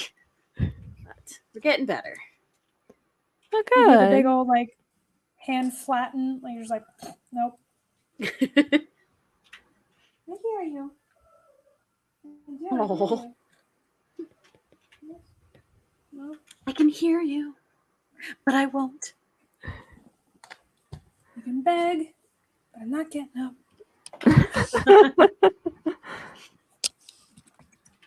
You've got dry food that you can eat instead.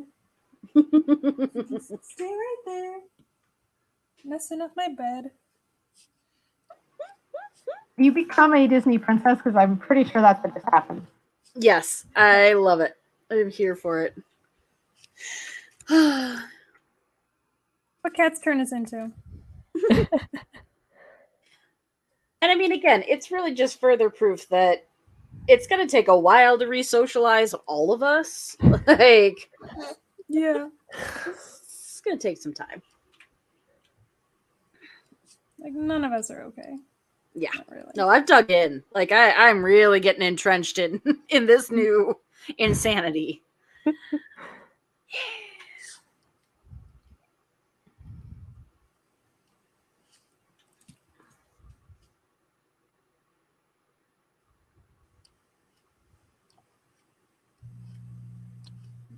There's gonna be a lot of bad habits to unlearn when this is all over. Yeah.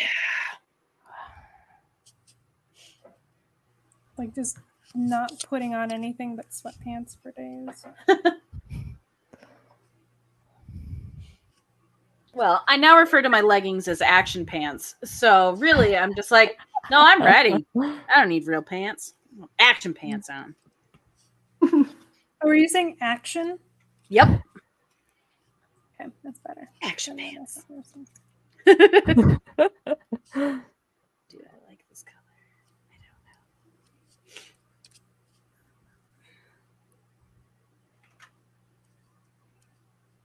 I don't know. Randall says, I met up with some friends a while back outside and they apologized for being weird. We forgot how to socialize. Yeah, no, big same. There's been a few times, like, now that I'm going to the gym a little bit more, like, I'm seeing people there, but it was a big gap from, like, November when I stopped being at the winery until now, and there'd be times, like, they would ask me something, and I would just speak, and I'm like, there's no filter. There is nothing that stops that from immediately traveling from my brain to my mouth. There are no roadblocks. It just goes. I'm like, I don't know how to human anymore. It is very strange for me out here, and I'm very stressed. please put me back in my box. I'm not ready. Yeah. Like, okay, nope. I went out for 45 minutes. I want to go back. I want to go back in, and I don't want to go out again until tomorrow. Yeah. I'm hoping, though, with part of that, like, there were times where I used to feel like really guilty, like if a big group of people were out and I got tired or I wanted to go home, like I'd feel a ton of guilt about just leaving. But now I'm just like, no, I'm done. You get 2 times of me telling you that, and then I'm going to go, and I'm just going to go home, and I'm not going to feel bad about it. So I'm counting that as a win.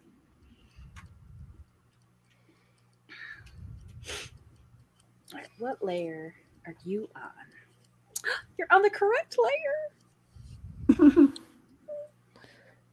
Yeah, I had a eye doctor appointment yesterday, and I was like, just gonna go talk to a doctor, talk to a lady about eyeglasses, and they're like, "Oh, so tell me about yourself and what you do," and and I'm just like, "What do I do?"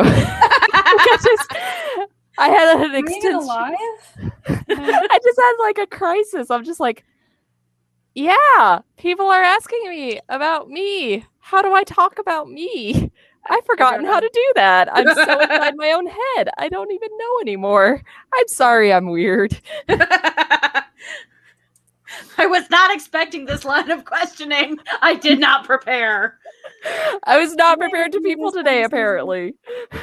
Yeah, no. Oh my gosh. Yeah, when I was signing up for stuff at the gym, they asked me how old I was, and the amount of time it took where I was just like, yeah, no, I know. And they're like, you okay? I'm like, yeah, I'm fine. How are you? Mm-hmm. I remember things. I know things. Oh, it's bad. Roy, yeah. What's your day going? How's your age? Are you aging? I'm aging too. I can feel it. It's happening right now. Oh God. Yeah, it's really bad. It's really and it's tough because like they can't even see me smile. So like something that used to I feel like maybe like buy me a little bit of like credit towards that. Now I'm just like, no, you're just seeing my eyes get really, really big. And I look like an insane person. Good. Mm-hmm. Mm-hmm. This is good. Good. I'm glad we did this. It's fine. Oh. She's like, I'm not normally like this. I mean, I am now. I wasn't initially, but It was better before all of this. Are we counting last year? Because if we are, then I'm this age. If not, then no. I don't know. I don't know. Please believe me. Please. I'm really not lying to you. I just don't know what to do with my hands. It's so bad. Oh, God. Really, really in the deep end of that. Yeah. Oh, Simpkins says, I'm less concerned about socializing and more concerned that I have zero patience for outward displays of ignorance once we are in public again. Yeah, I've gotten to the comfort of like I can emote behind my mask and my face that betrays everything that I'm thinking is kind of hidden, and I got to relearn how to not like make faces at people when I'm like, or maybe I don't. You know what? Maybe in my 30s I just say nope. Or maybe you just no more. No. No more. That if we're all allowed to be free to express our opinions, which is what a lot of people are doing right now, I feel like just do it. Just let them know that you are not comfortable in that situation. Yep.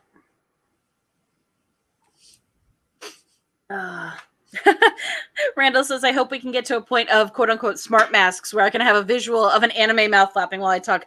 I wanted one of those like digital light masks that would make the little different mouth shapes when you made it. Like, I want one. They were like $25 on Amazon. I'm like, oh, I don't need it, but I want it.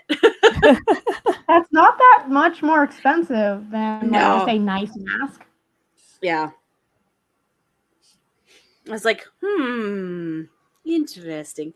But it was one of those, I'm like, well, I can't really wear it while I'm teaching because as much as I think it would entertain the students, it's also going to super distract them. And they are already so distracted that we don't need to add to it. There's enough going on.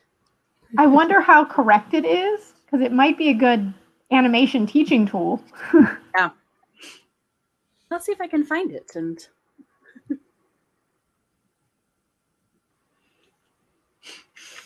I had to lip sync last week before. All my days run together, but like lip sync something for the first time in a long time, and it was fun because it was just like South Park mouths.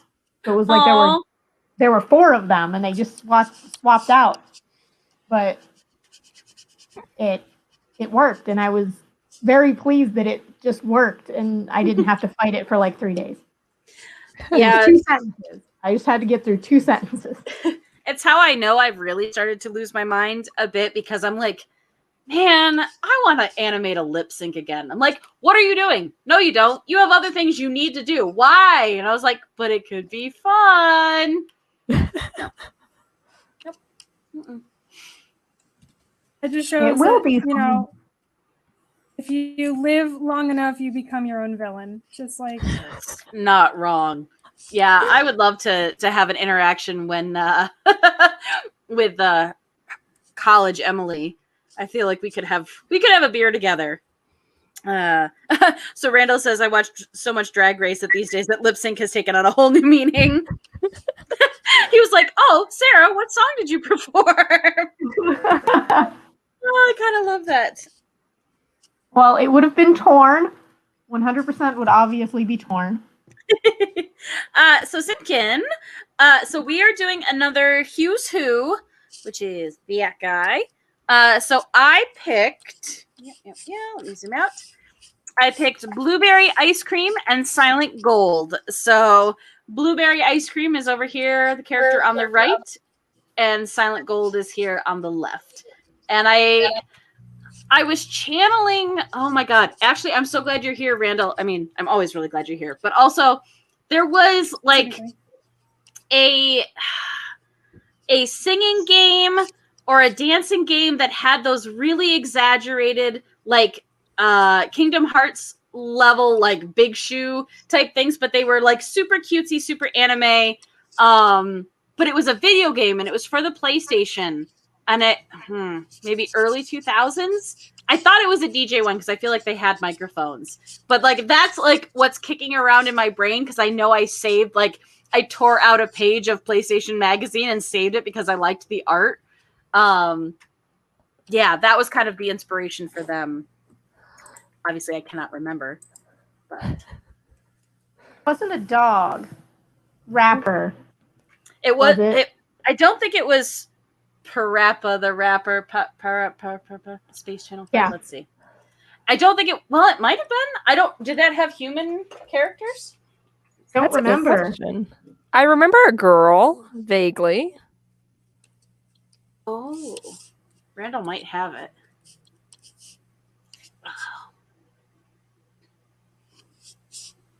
Oh. So that it kind of looks like them, but I remember them being cutesier. Like these are a little bit more like fully formed humans, but it was definitely that same type of like pop gum, bubblegum pop art. There we go. Words are hard. Silent Gold. And that was just the name of the, so we pull this up. We were going off of this big list. So Silent Gold and Blueberry Ice Cream. Rainbow Mika. Oh, let's see Rainbow Mika.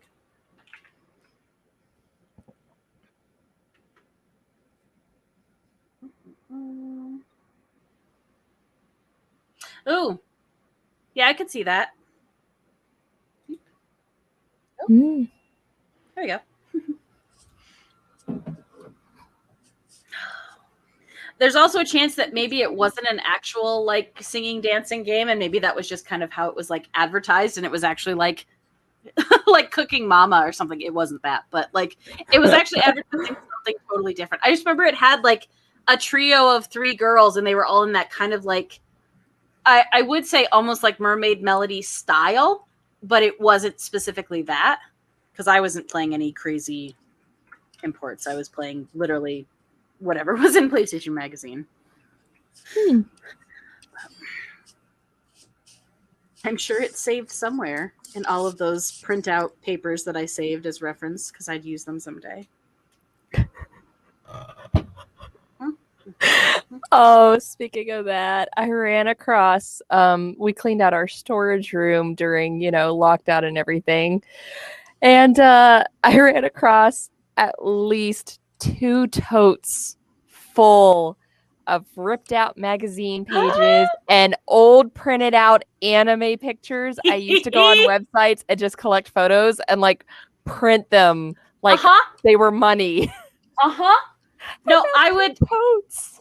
would put them into a Word document so that I could print more than one on a page so I could save the ink for my dad's printer. Oh yeah, I've got folders full of them, and I don't have the heart. I'm like, I can't recycle them; they're precious. Yeah, it's bad. Yes, Well, Bean. I Someday. won't tell you how many totes I may or may not still have of them, but I did find them. Oh my goodness, it was too funny. Yeah, it was. Well, I mean, again, because you're going to like shady GeoCities sites trying to find like these cool anime pictures because again, none of this stuff is being brought to the States and I can't figure out how to go to any of these sites to find more about it or even find out the name of it, but I know all the characters by visuals because I'm like, I like this one character and if I search for like this line of information in Japanese, I might be able to find it's so Just put in purple hair anime and find that one character and then hunt down everything about that character. Yeah. And never learn their name or what series they're from or anything else. Or better yet, just type in Sakura. Like, no, that's her name. Yeah, you know who else has that name? About 1,000 other anime characters. They're all named Sakura. I'm like, damn it. Oh, so many hours. So many hours. Yeah, that's good times. I would save mine, and I actually save them to like floppy disks. Like, I just saved all of the photos, and I probably still somewhere have just a ridiculous amount of floppy disks, and the only thing on them are like Sailor Moon and Tenchi Muyo and Outlaw Star, like random screen caps that are like only 500 pixels wide, if that, and completely just like those old animated GIFs that they used to do also. Just tons of those. Oh, so many gifts. So many. I had, oh God. Oh no, I'm blanking out on her name. Shoot. Oh my gosh. No. Oh, that's going to bother me. So we'll just say a character from Tenchi. I had an animated GIF of her where she was coming through the wall. And it was just like the coolest friggin' animation that I didn't understand. Ryoko. Thank you. Yes, thank you. I was so embarrassed. I was like, all I could think of was Ryo-Oki, and I'm like, I know that's the rabbit. That's not her name. But it was the coolest because it was this like anytime she would phase through the wall, like it was the most amazing animation to me. And I'm just like, I would just watch that GIF like loop and be like, I don't understand how they're doing it. I don't get it. I wonder if it's still online. Now I have to know. Now here's the big one. Did anyone actually make their own like GeoCities website to like host stuff? Because I definitely made way too many. I wanted to, but I think my dad told me I couldn't. Oh. I don't remember what mine was. It was like not GeoCity. It was another one that was just like that, but called something else. There was Yahoo something back in the day. Angel Fire. Angel Fire. Oh, I think I think I had an Angel Fire. I don't think I had a GeoCities. Yeah, there's GeoCities and then there was Angel Fire were the two like main ones that people used, and then I think there was a few others, but those were the majority of like the ones that would let you make like a free website and had like the builder tools for it. Yep. Oh gosh. Yeah, I had a live journal for a little bit, but I was always so mad because I just wanted to post pictures. I didn't want to write stuff. I was not good at it. Yeah, I created a Sailor Pluto Angel Fire site or whatever because it was so hard to find stuff on her. I'd like hoarded all the GIFs and all the pictures I could find, and I was like, here's the archive, and I'm such a dork, but I did. And I built it from scratch because I took HTML in high school, and I'm like, I can put a table on a website. How advanced is that? Oh god, I love it. Yeah, so I was kicking it old school because I definitely didn't have that education. So I had an entire notebook that was completely dedicated to documenting every different outfit that Sailor Venus wore throughout the series. And I would document what episode it came from, and I would draw it from the front, and I would draw it from the side, and I would draw the pieces of it, and I would color it in, and then on the net, it was like a lined notebook. It wasn't even a sketchbook. And like I had her blood type and her birthday and all of this stuff, and like knew all of this information. And like I would just like, I was so precious with that book because I would go to it and I would add to it. And I would make sure that like pages were spaced out, so if I missed an episode, I left space for like the outfit she wore. And the oh gosh, You kids these days don't even understand. You don't even watch. you don't Like, you even really know. don't. Oh, the heartbreak and the stress of all of that. It was so difficult to find information on this stuff. But you're 100% right. Like you coveted it. You like hoarded information. Like you hoarded note taking. Like why the heck were we taking notes? But we did.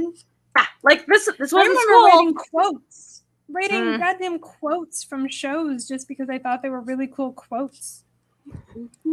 Well, to be fair, back then you didn't really have a decent like browser history. You could go back and find things. So when you found it, you either had to hand copy the link and save it in a file, or what I did was print stuff off so it had the link at the bottom, or it was just lost to the ether and you'll never find it again. You'll literally never find it again. Never. Yeah. Oh god. I remember looking for it too. Like I would lose one and then I'd like spend all day to try to find it, or months to try to find like that one link that I lost. And it's the same search engine. Like, why would it never come back? Never came back. It Never was did. literally gone forever. You can never come back. Now, what's that one on TikTok? Oh, you'll never see me again. Oh my god.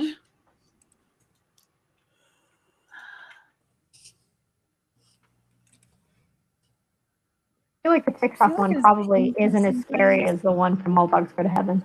No, nothing is as scary as All Dogs Go to Heaven. Oh, what are you? How else are kids going to learn about gambling and alcoholism? And being really, really afraid of crocodiles and alligators. Oh, he's good though. Yeah, he still terrified me. I was so scared. I didn't like it. Nope. I'm sorry. All Dogs Go to Heaven was scarier than the Bible for me. I was just like, no, if that's what's waiting, I'm not. I know it's doggies, but no, I'm good. I'm good. I'll be good. Yeah, it was Tom Bluth had no right to traumatize us the way he did. no. That Like- or Rankin Bass. Both of those two. Calm Yeah. down. Slow your roll. Like, you're up here. I need you to bring it way, way down. Oh Like gosh. I don't need the Disney ending, but I don't want the Don Bluth beginning either. Can we get somewhere just kind of stabilized in the middle? A little bit. Little bit. Yeah. Oh Where gosh. did the Yeah. Don Bluth movie hurt you? Where did the Don Bluth movie hurt you? Yeah, pretty sure I've not watched The Secret of Nim more than maybe twice because it just scared me so much. How is that game? Oh my god. Time you're in Pittsburgh, we can watch it. I have it on Blu-ray. We might need to be drunk first. I mean, that can happen. Yeah. Sounds Well, like and you're it's- offering something nice, but you're not. Well, and I'm curious too. Like, I'm really curious to go back because I have genuinely not watched All Dogs Go to Heaven in probably 20 years. Like, I'm very curious to see if it is actually as scary as I remember, or if it's just like, oh no, it was fine. It was just real weird. Might be equally scary. I have that one on Blu-ray too. We can make a night of Don Bluth.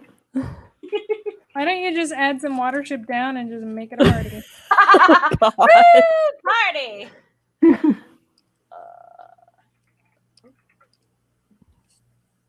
Just end with Rockadoodle, and we'll all just be confused at the end of the night. It'll be fine. Oh my God, Rockadoodle. Oh my God. I'm sorry. I'm a grown adult, and when I think about that story, like when you actually think about it, I'm like, that was a roller coaster of what? What? Cool animation, cool characters, all this and that. But like I feel like somebody wrote half that movie and then somebody wrote a third of it, and then another third of it was just like fan written. I don't know. Yep. It's not good, but it exists, and I will watch it. It is part of our childhood, for better or worse. And the Penguin. Really good voice acting. Really good voice acting. That's so funny.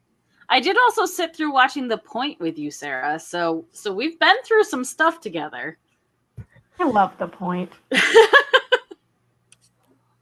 It's so strange. I was not prepared. Written by Harry Nielsen, narrated by Ringo Starr, and all the music was sung and performed by Harry Nielsen. Which I can appreciate a lot more now. I could not appreciate it then. About be yourself, no matter what anyone else says. Also that dogs are cool. Can argue with that. Jeepers. I found a really cool looking game. It's definitely not the one I was looking for. I'm sorry. I've completely fallen down the hole of trying to figure out what this stupid game was, but yeah. I took 2 seconds and looked at PlayStation 1 games, and I'm like, I give up. Yeah. Honestly, the sad part is I'm probably going to see if I can find that folder and see if I still have, I think I know where it is. That's the scary part. And just flip through all the magazine clippings. I'm like, maybe I still have it. So going back to chat a little bit, Randall says, my friends and I used to print images really small on the page and then draw it in the white space below. Yeah. I used to get so mad because of the, we'll say, rudimentary printer technology that you couldn't tracing paper over it. So I was always doing this very weird dance of light box and tracing paper to try and get it so that I could practice it and practice it and practice it. And, so Bean, I know you're not a musical person. I know you're not a big Disney person, but I feel like Don Bluth might hit right up your alley. And as weird as it is, and as much as I was scared by it as a child, it is a well done movie. It's really friggin' weird, but Which one? All Dogs Go to Heaven.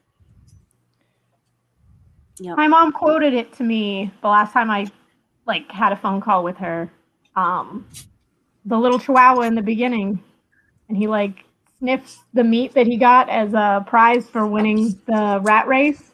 Mm-hmm. He smells it and just goes, ew, bad meat. Oh. And my mom said that to me over the phone, and I was like, oh my God, did you just quote All Dogs Go to Heaven? She's like, yeah, the little dog from the beginning. And I'm like, the best moment of my life, connecting with my mom over the stupidest thing. Oh my God, that's so funny. Yeah, I just remember the scene with the crocodile, and it's all this pink background and it's all this bubbles and they're just floating, and it should be happy, but in my brain I'm like, something bad is happening. Bad things are happening. Yeah. Honestly, Bean, it is worth a watch. Don Bluth and Fox Animation and Rankin and Bass, like Kristen mentioned, they definitely did not ever have the PR and the advertising budget that Disney had, so a lot of their stuff was not nearly as well known, but it is an incredible slice of that time animation. Yeah. Yeah, Simkin, if we want to all get real sad, we could also watch Grave of the Fireflies. Just to stab ourselves in the heart and be done with it all. For the first time I watched that, I watched it at work.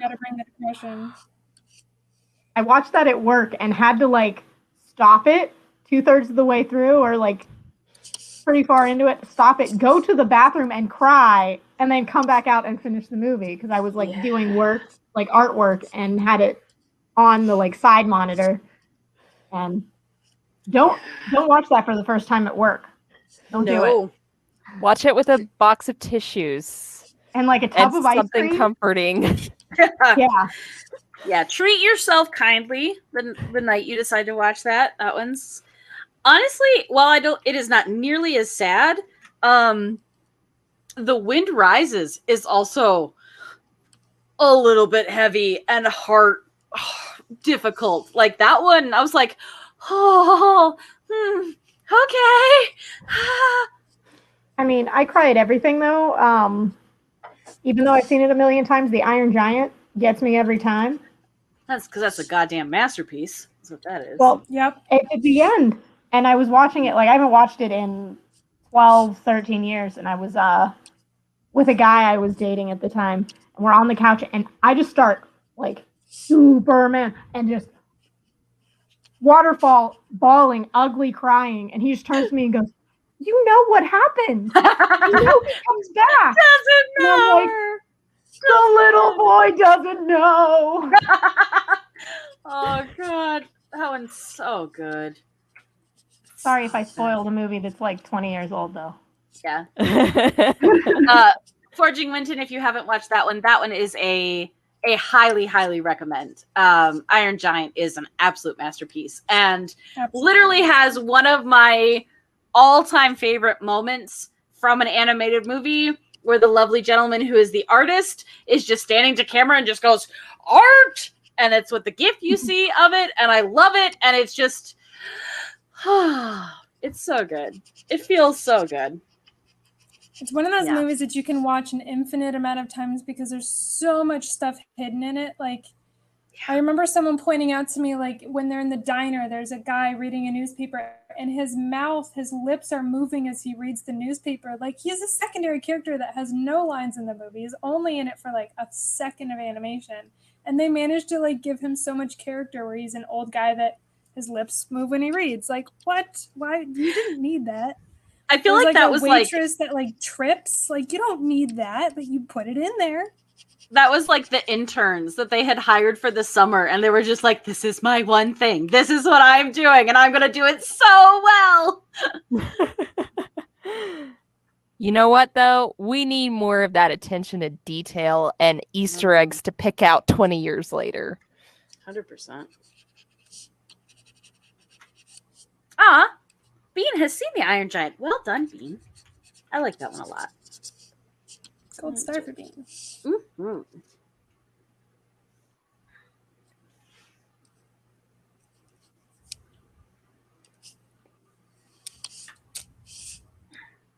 And I will honestly say I have not watched the Where the Wild Things Are live action. It was a favorite book of mine, and I was hesitant to see it, so I have not taken the time to watch that, but I have heard good things, so I should make time. You'll get that song stuck in your head forever. Oh, good. Well, it's something else to switch up from the rotating jukebox of songs that are constantly playing. What song's in your head? And Baby Elephant Walk. because I get Baby. I still have Let's Make Music Together from The Alligator from While I Was Going to Heaven. Like, that's still in my head right now. Oh, and one thing. Welcome. Hi, Raging Lady Boner. Thank you for hanging out with us. Have you seen All Dogs Go to Heaven? I know we were kind of touching on that earlier, but yeah, that one's if you have not, it's definitely worth a watch. I feel like you would enjoy it, as weird as it is.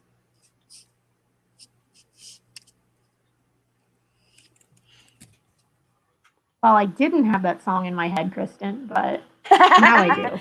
Now I do. You're welcome. Now I have that song stuck in my head. Best Disney meme ever, just hands down. Yeah. Oh gosh. I'm gonna call it. Oh no, wait. One last thing. I've been staring at it the whole time, like trying to decide if I'm done.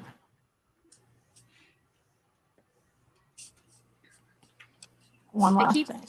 thinking I'm doing really well and then realize that my lines are still super sketchy. And I was like, oh, no, you have much more cleanup to do.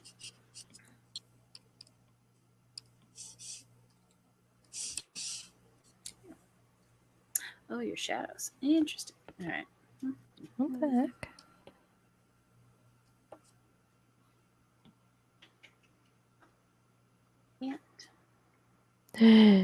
What?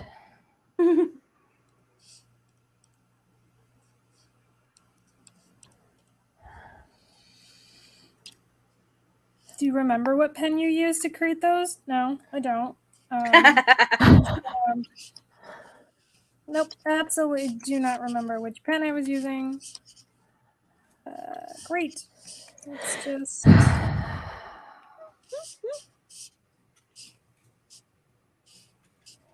Sure, we're gonna use that one. That's fine.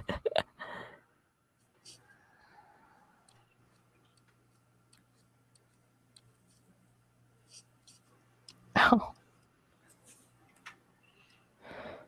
Save, everyone save. Oh, good call.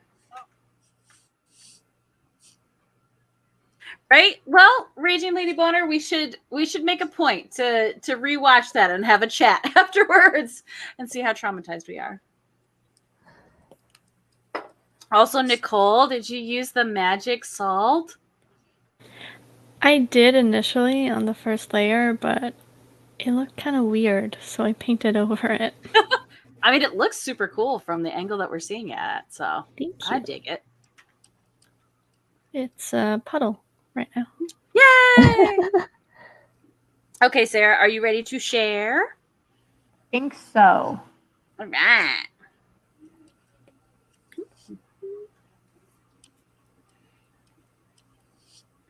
So much better at this than I used to be. Ooh. I'm sorry. I get a preview, so I'm getting excited. All right. Here we go. Oh, look at the little babies. Oh, they're so cute. So 3 guesses on who this is. No. Oh dear. I'm terrible at this game. It's a weird one. Is that a Z? One of them is a Z, yes.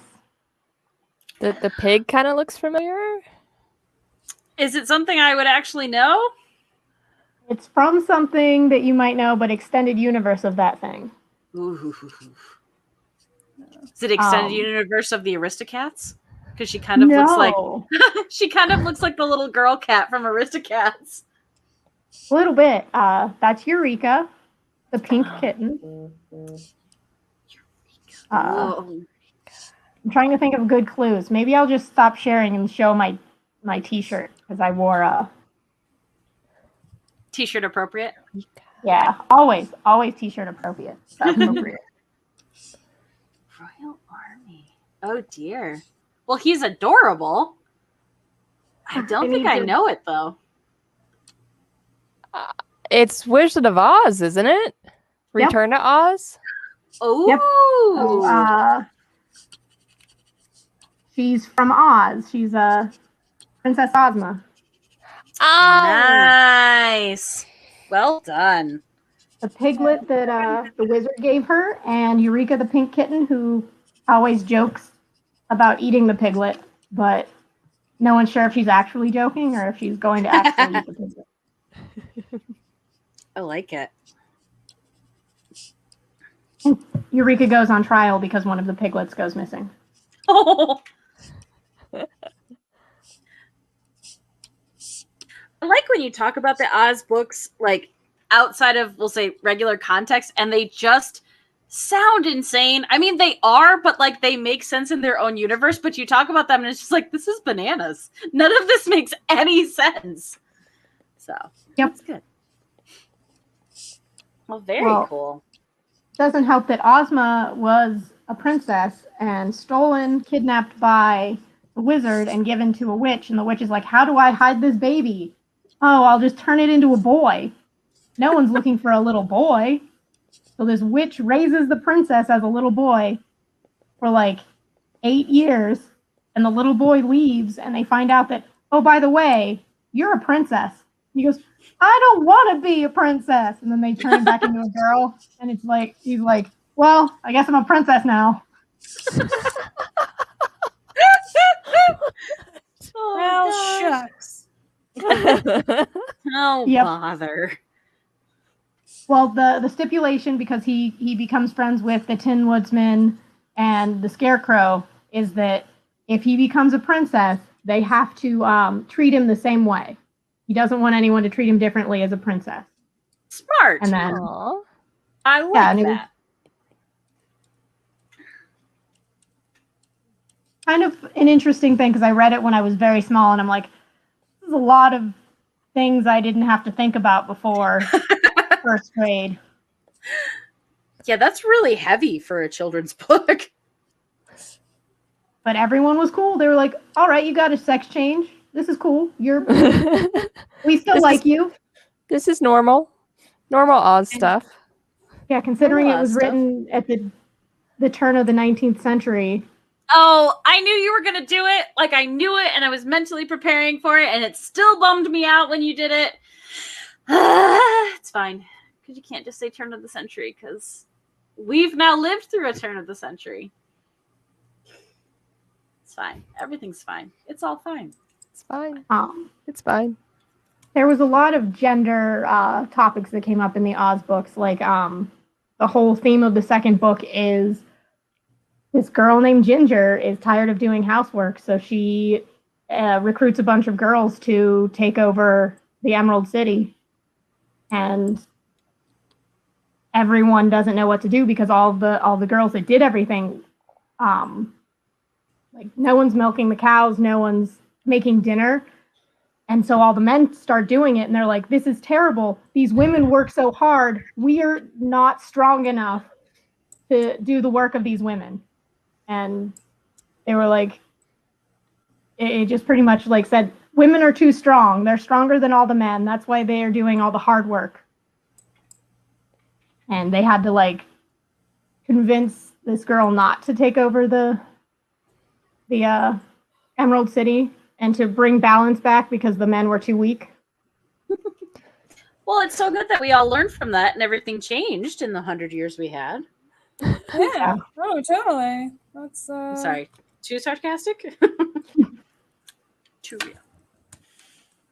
But it was also then they replaced the Scarecrow, who replaced the wizard, with their princess, and they're like, no, we want our rightful lady ruler. And all the rulers in Oz now are all female. Like all the high up people were all females, and no one said anything about, you know, everyone always loved their princess, and they were like, yep, this is how it's supposed to be.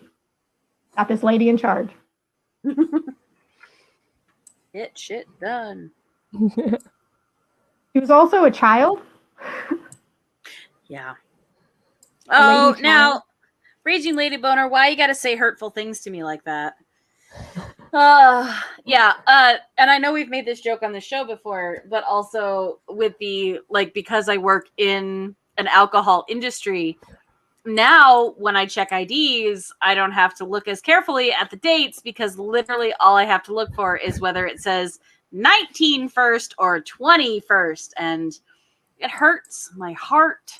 And I understand logically that that's how time works. Doesn't make me hurt my heart any less. Mm-hmm. No. Also, I cannot figure out y'all what I'm doing in the agree. background. Y'all agree that we're hurting. Good. Okay. Yep. We all agree this is wrong. Okay, good. As long as we all agree Oh.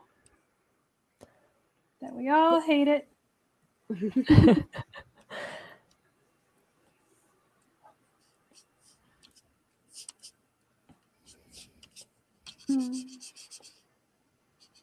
don't think it needs. All right, I'm taking those.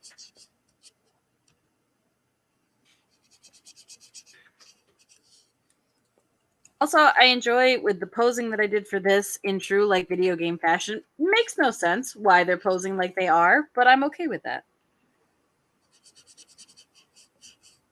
Oh, a few more months, my little brother can go to the bar. He was a 2000 kid.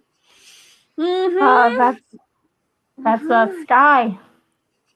Oh, don't tell me that. That hurts me more because I've known about her for a lot longer. Yeah, Ugh. June 30th. Oh man. Fine. Everything is fine. Time is an illusion. Just keep telling yourself time is an illusion. You're only as old as you feel, and I'm just not ready to adult yet. No. No, I'm super. And I think it's funny because I realize, honestly, one of the things that has frustrated me the most about the pandemic, and aside from, let's say, the obvious things, but like the realization that I have to cook 3 meals a day for myself is incredibly upsetting. Like that feels so adult, and I'm just so mad about it. I'm just like, but I don't want to anymore. It's inconvenient. I have to do dishes afterwards, and I'm just spicy about it. And I'm mad that I have to keep doing it. I am starting to get sick of my own cooking, and that shouldn't be a thing. Like, I shouldn't have to hate my own food.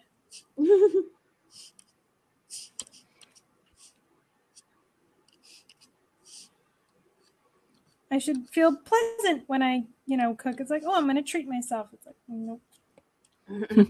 Gotta cook for this More. asshole again. She always sends it back. Well, I don't She want always that gets up tonight. and adds something to it. Too bad. That's what we're having. And I think part of it too is, the flatmate and I, we don't eat dinner together or anything. So the meals that I'm cooking are just for me. And I'm just like, I'm uninspired. Like, I don't want to just cook for this one patron anymore. It's just, no, I'm over it. I'm over it. I think of I don't the want to cook for scene. more, but I definitely don't want to cook for her ass. Yeah. I think of the scene in Groundhog's Day where he catches the kid who's falling out of the tree, and it's like, "You never thank me. You never thank me." I was like, "I'll be back tomorrow, maybe." And I'm just like, kind of, yeah. I get it. I get it now. Oh Lord.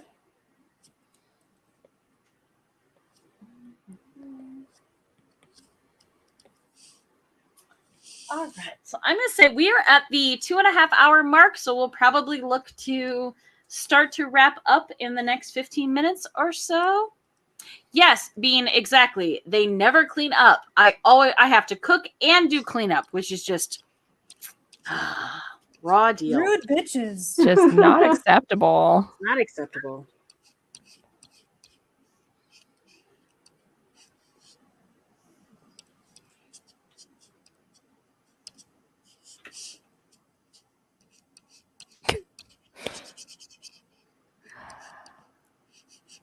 So along those lines, Nicole, have you gotten your stove fixed yet?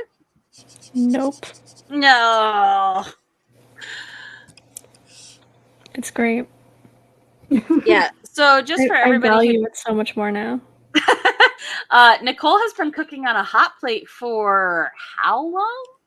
Sans Christmas Eve, because it chose to break in the middle of dinner.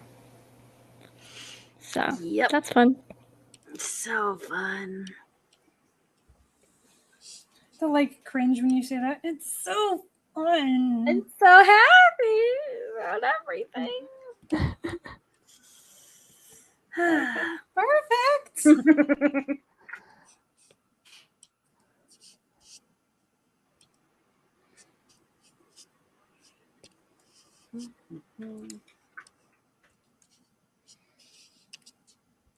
Like finishing up early because I can watch everyone else like a creeper.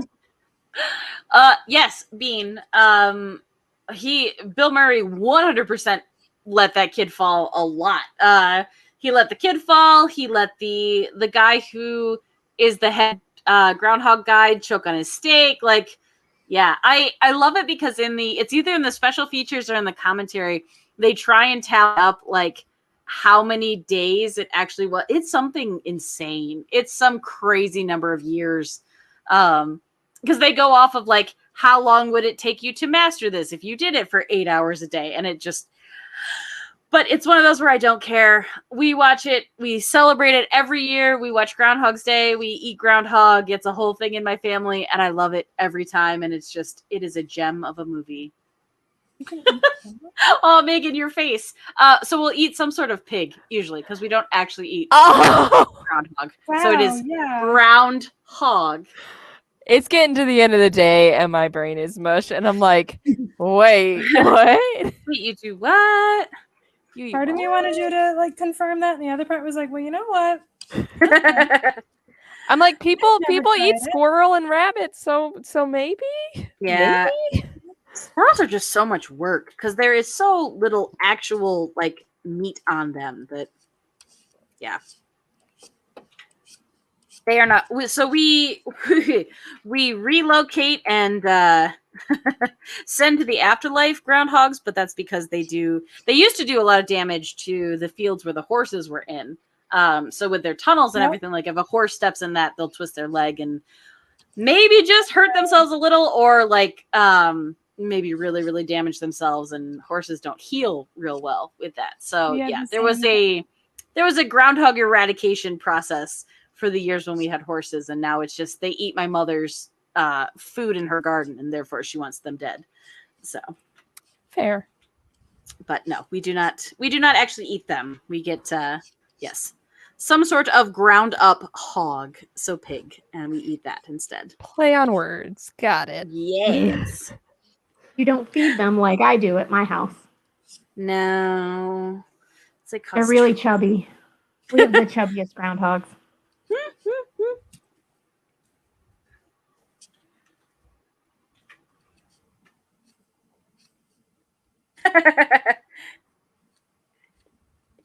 Yeah, being horse legs are so much more fragile than they should be, and we had Percherons, so we had the 1-ton work horses. So if they got hurt, like they were most likely not being healed from that. They were then done. So yep, we used to we would dump horse manure down the holes. We would stuff the holes full of rocks, and then we would also make the groundhogs meet their makers.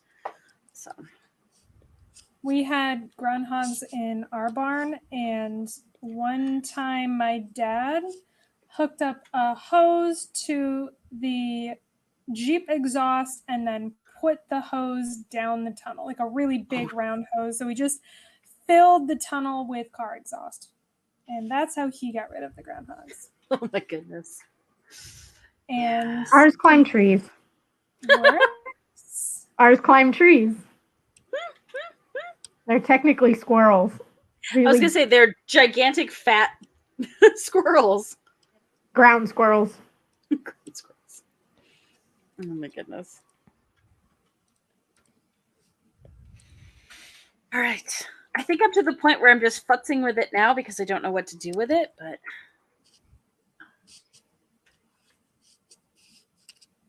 I've always liked that word, futzing.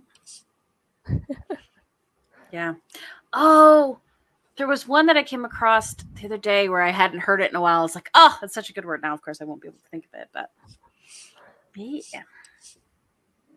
Flabbergasted. Flabbergasted is good. That one feels good. I've always liked fibberty gibbet, and I wish that there was an occasion to use it in a sentence.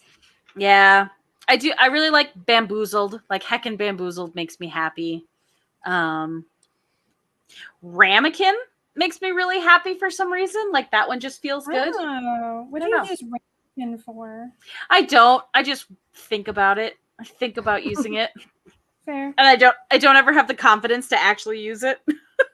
Do you own any ramekins? Because I feel like if you own some, you could just start using them more often. Like, here are some grapes in a ramekin. In a ramekin.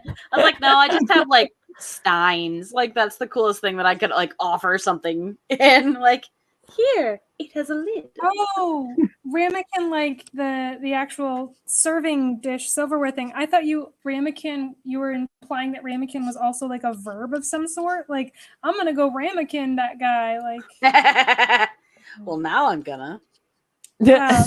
serve him up. Don't tempt me, I might.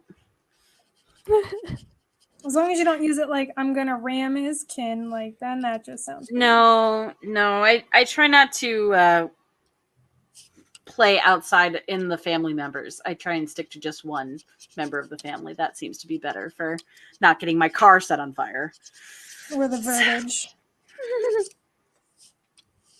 Ooh, Raging Lady Boner says ramekins are great for taco night toppings. It's the only reason she has any. Oh, which just makes me think of, were we at, whose apartment were we at? It was you, Sarah. It was Sarah and it was Jesse. It was maybe Vince. We did a pizza night. I feel like Jake was there. And we did like 8 different pizzas and we had all those crazy different toppings. Like we did a taco pizza. We did, oh my God, I don't even know where we were or why we were doing that, but I remember it. Is that the Smith Way apartment? It was the one Sarah and Jesse lived there together. And it was like down the block from Giant Eagle on Mount Washington. Was that Smith Ave or Smith Way? No, that would have been Virginia. Maybe. Yeah. It was at that house. Oh my gosh. Getting like recovered memories here. Jeepers. I've only been in a limited number. I've only been in a limited number of apartments outside of Allegheny Center with Vince, so it limits where we could have been. Maybe it wasn't Vince. I'm trying to like. It was a weird assortment of people. Yeah. It wasn't Vince. It was Darius Mitchell. That makes more sense. Yep, you're right. Oh, that's funny.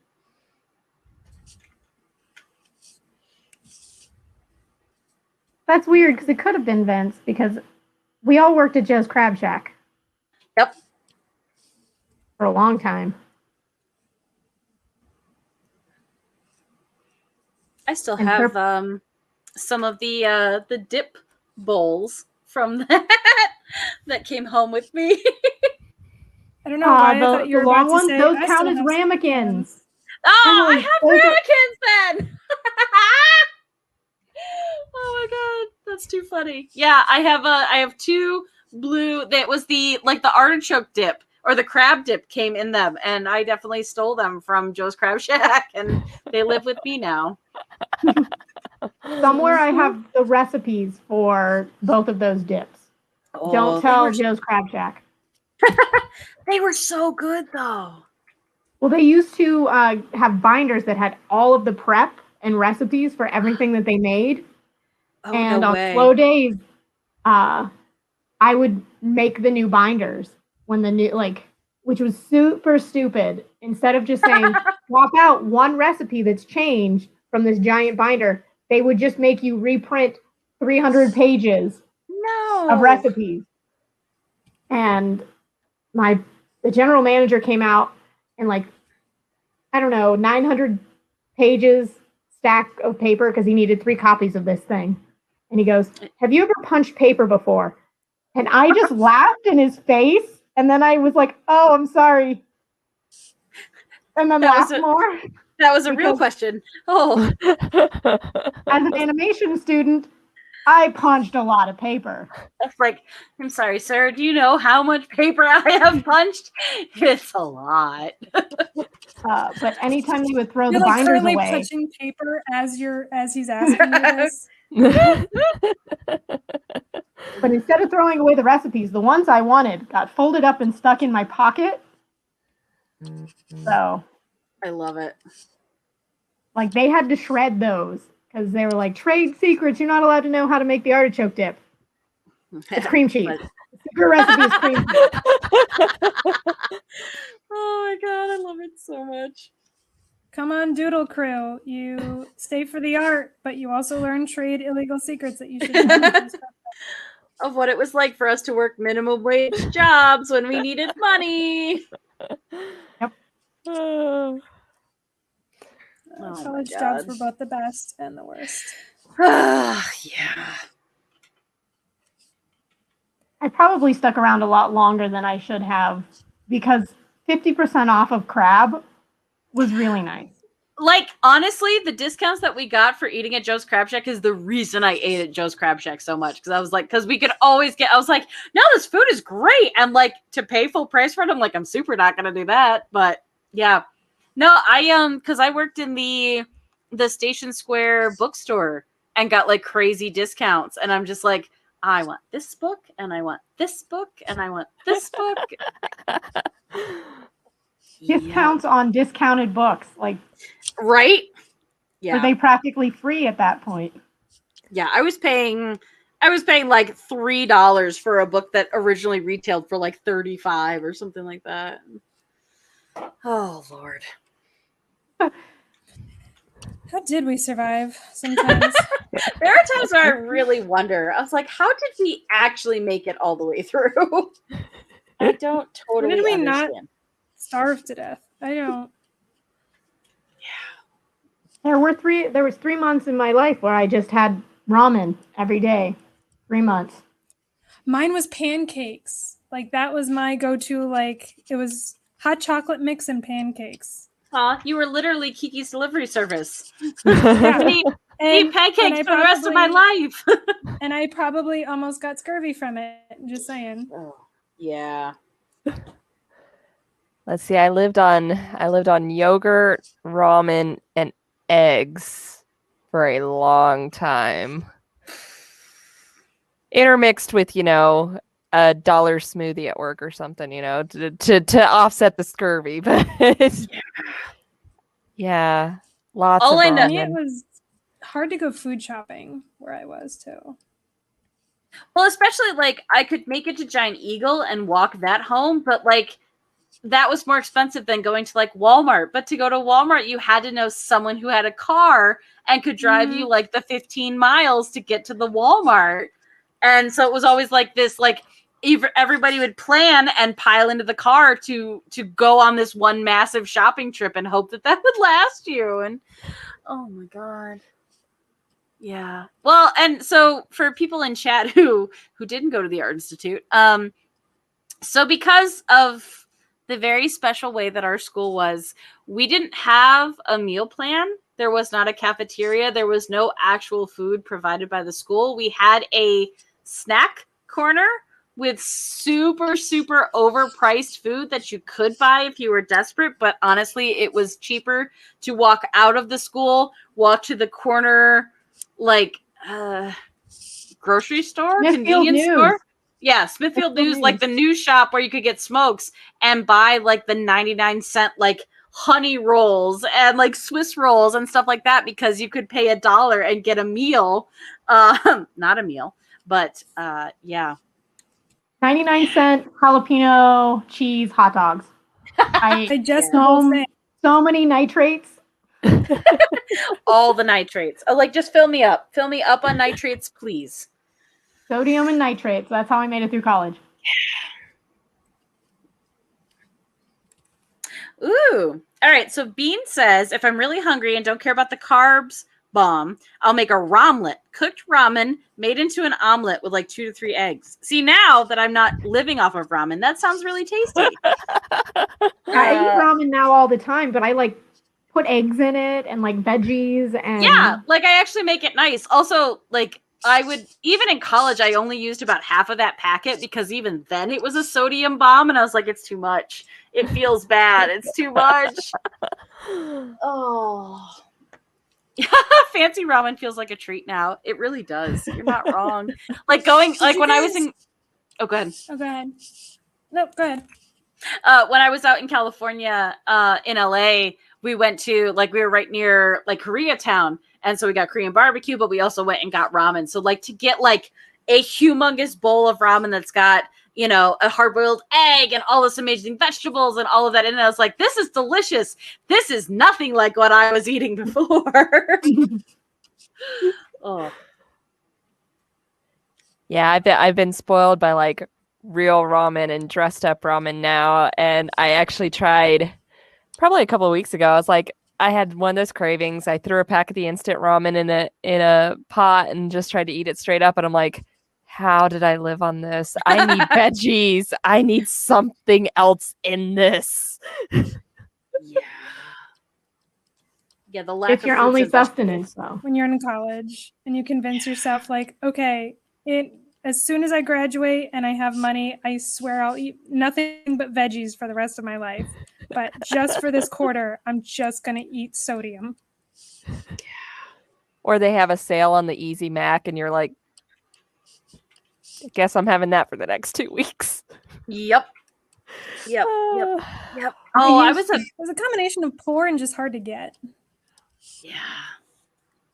I did a lot of like mac and cheese with hot dogs in it because for some reason I was like, that's at least protein. Maybe that'll fill me up. It's not good. Can't do it anymore. Don't like it. But I was like, in my brain, this makes sense because hot dogs are stupid cheap. Oh, God. My poor body. My protein was the peanut butter. Like crackers and peanut butter if I was really starving. I finally figured out, I think about the 3rd or 4th year in college, I finally figured out that it was pretty easy and cheap to make chicken salad if you didn't add anything but mayo and chicken. So it was a change up because sandwich bread, you know, you could get the cheap bread at Walmart. So it was a nice change up from constant ramen. Yeah, I would do tuna salad a lot and like tuna and mayo. And maybe if my parents had been there and bought me groceries, I'd have pickles. I was like, ooh, ha-ha, throw some pickles in there because I'm fancy. Yeah. Oh, God. So Simpkin says, you know what is baller for ramen? Getting ramen both at Aldi's. I do love Aldi. It is great. Okay, see, thank you, Soapbox Class. That makes me feel better. Like mac and cheese with hot dogs is classic. There was definitely some crazy dish that my mother made. Oh, ramen broth. That makes more sense. My mom would make, and it was like macaroni and cheese, baked beans, and hot dogs, and then it was like baked, and it was a whole thing.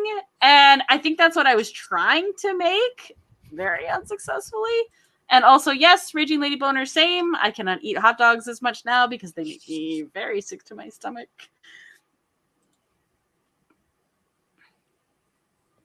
Yeah. Yeah.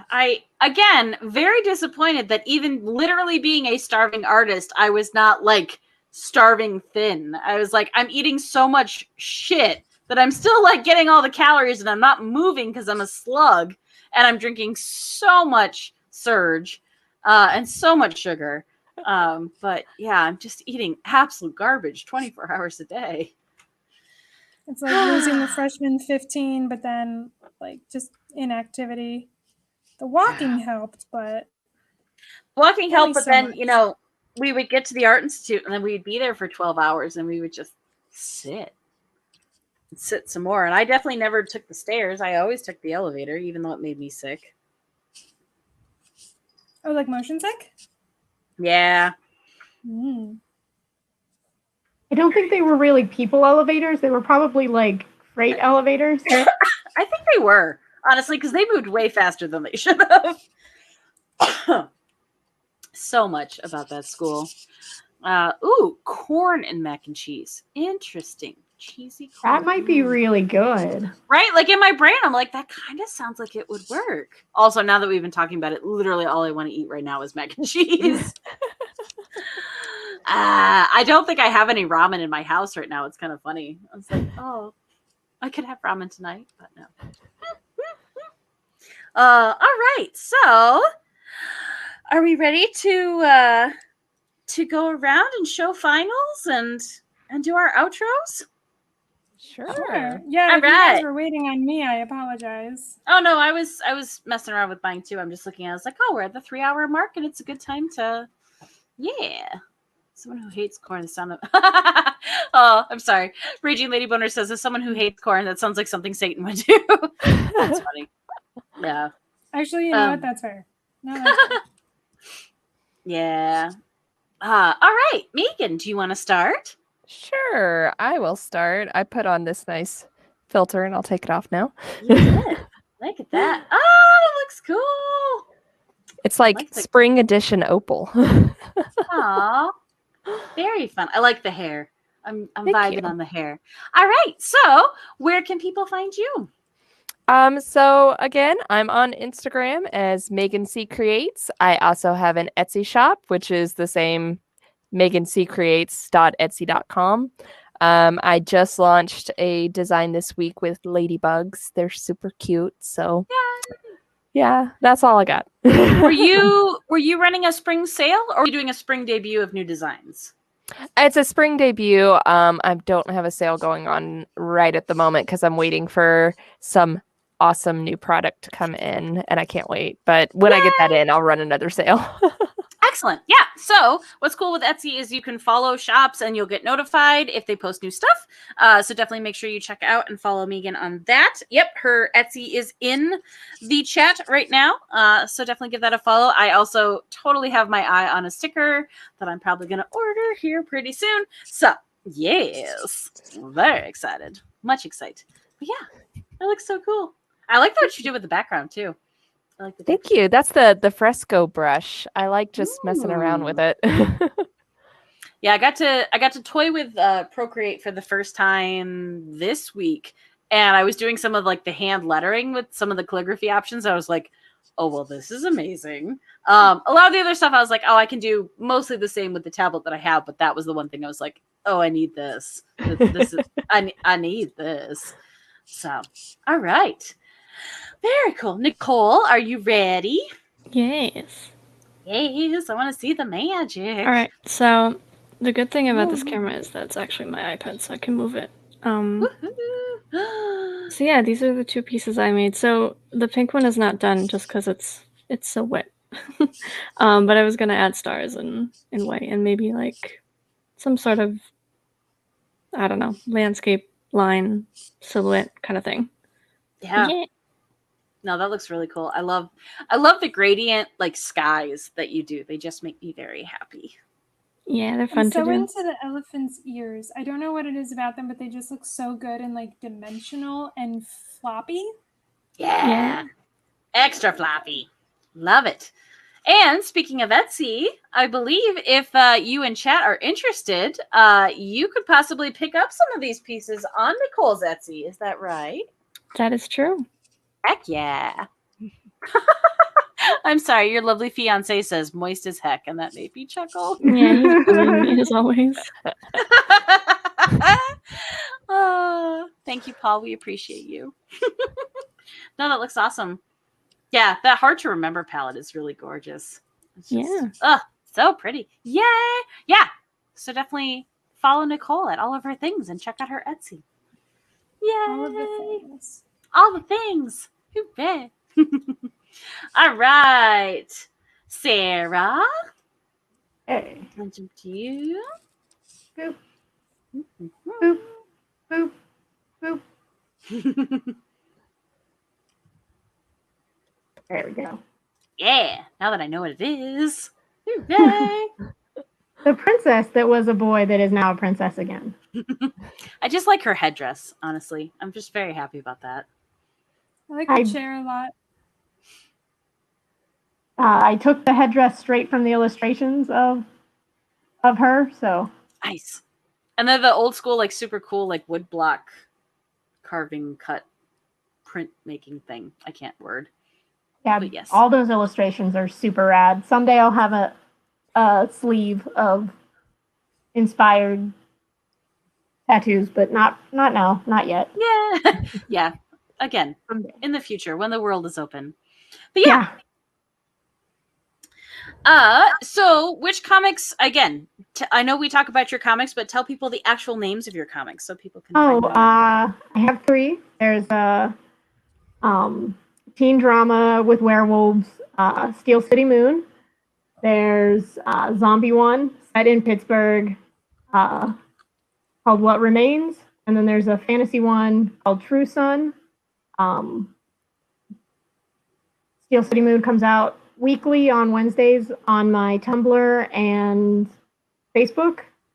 The other 2 are bi-weekly and they rotate which one it is each week. Yay!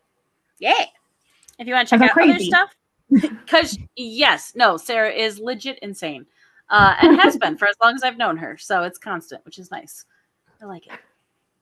Endearing insanity. Yeah, it's lovable insanity. All right, so let me switch over Kristen so you can see that. Oh, that turned out cool. It looks like I love the texture on that. That's what I was trying to go for, because I don't really have that many. Like, I've already kind of limited how I only have the very basic Manga Studio brush pack. I don't have any downloaded yet. So I did what I could with not having a lot of textured brushes, but hopefully in the future I'll remedy that. But anyway, yeah, I was trying to go for that canvas ink sort of painting style. And again, here's the color palette, which is Don't Eat Azaleas, even though I didn't draw azaleas, I drew cherry blossoms. So. It looks like you did it on rice paper, which is really, really cool.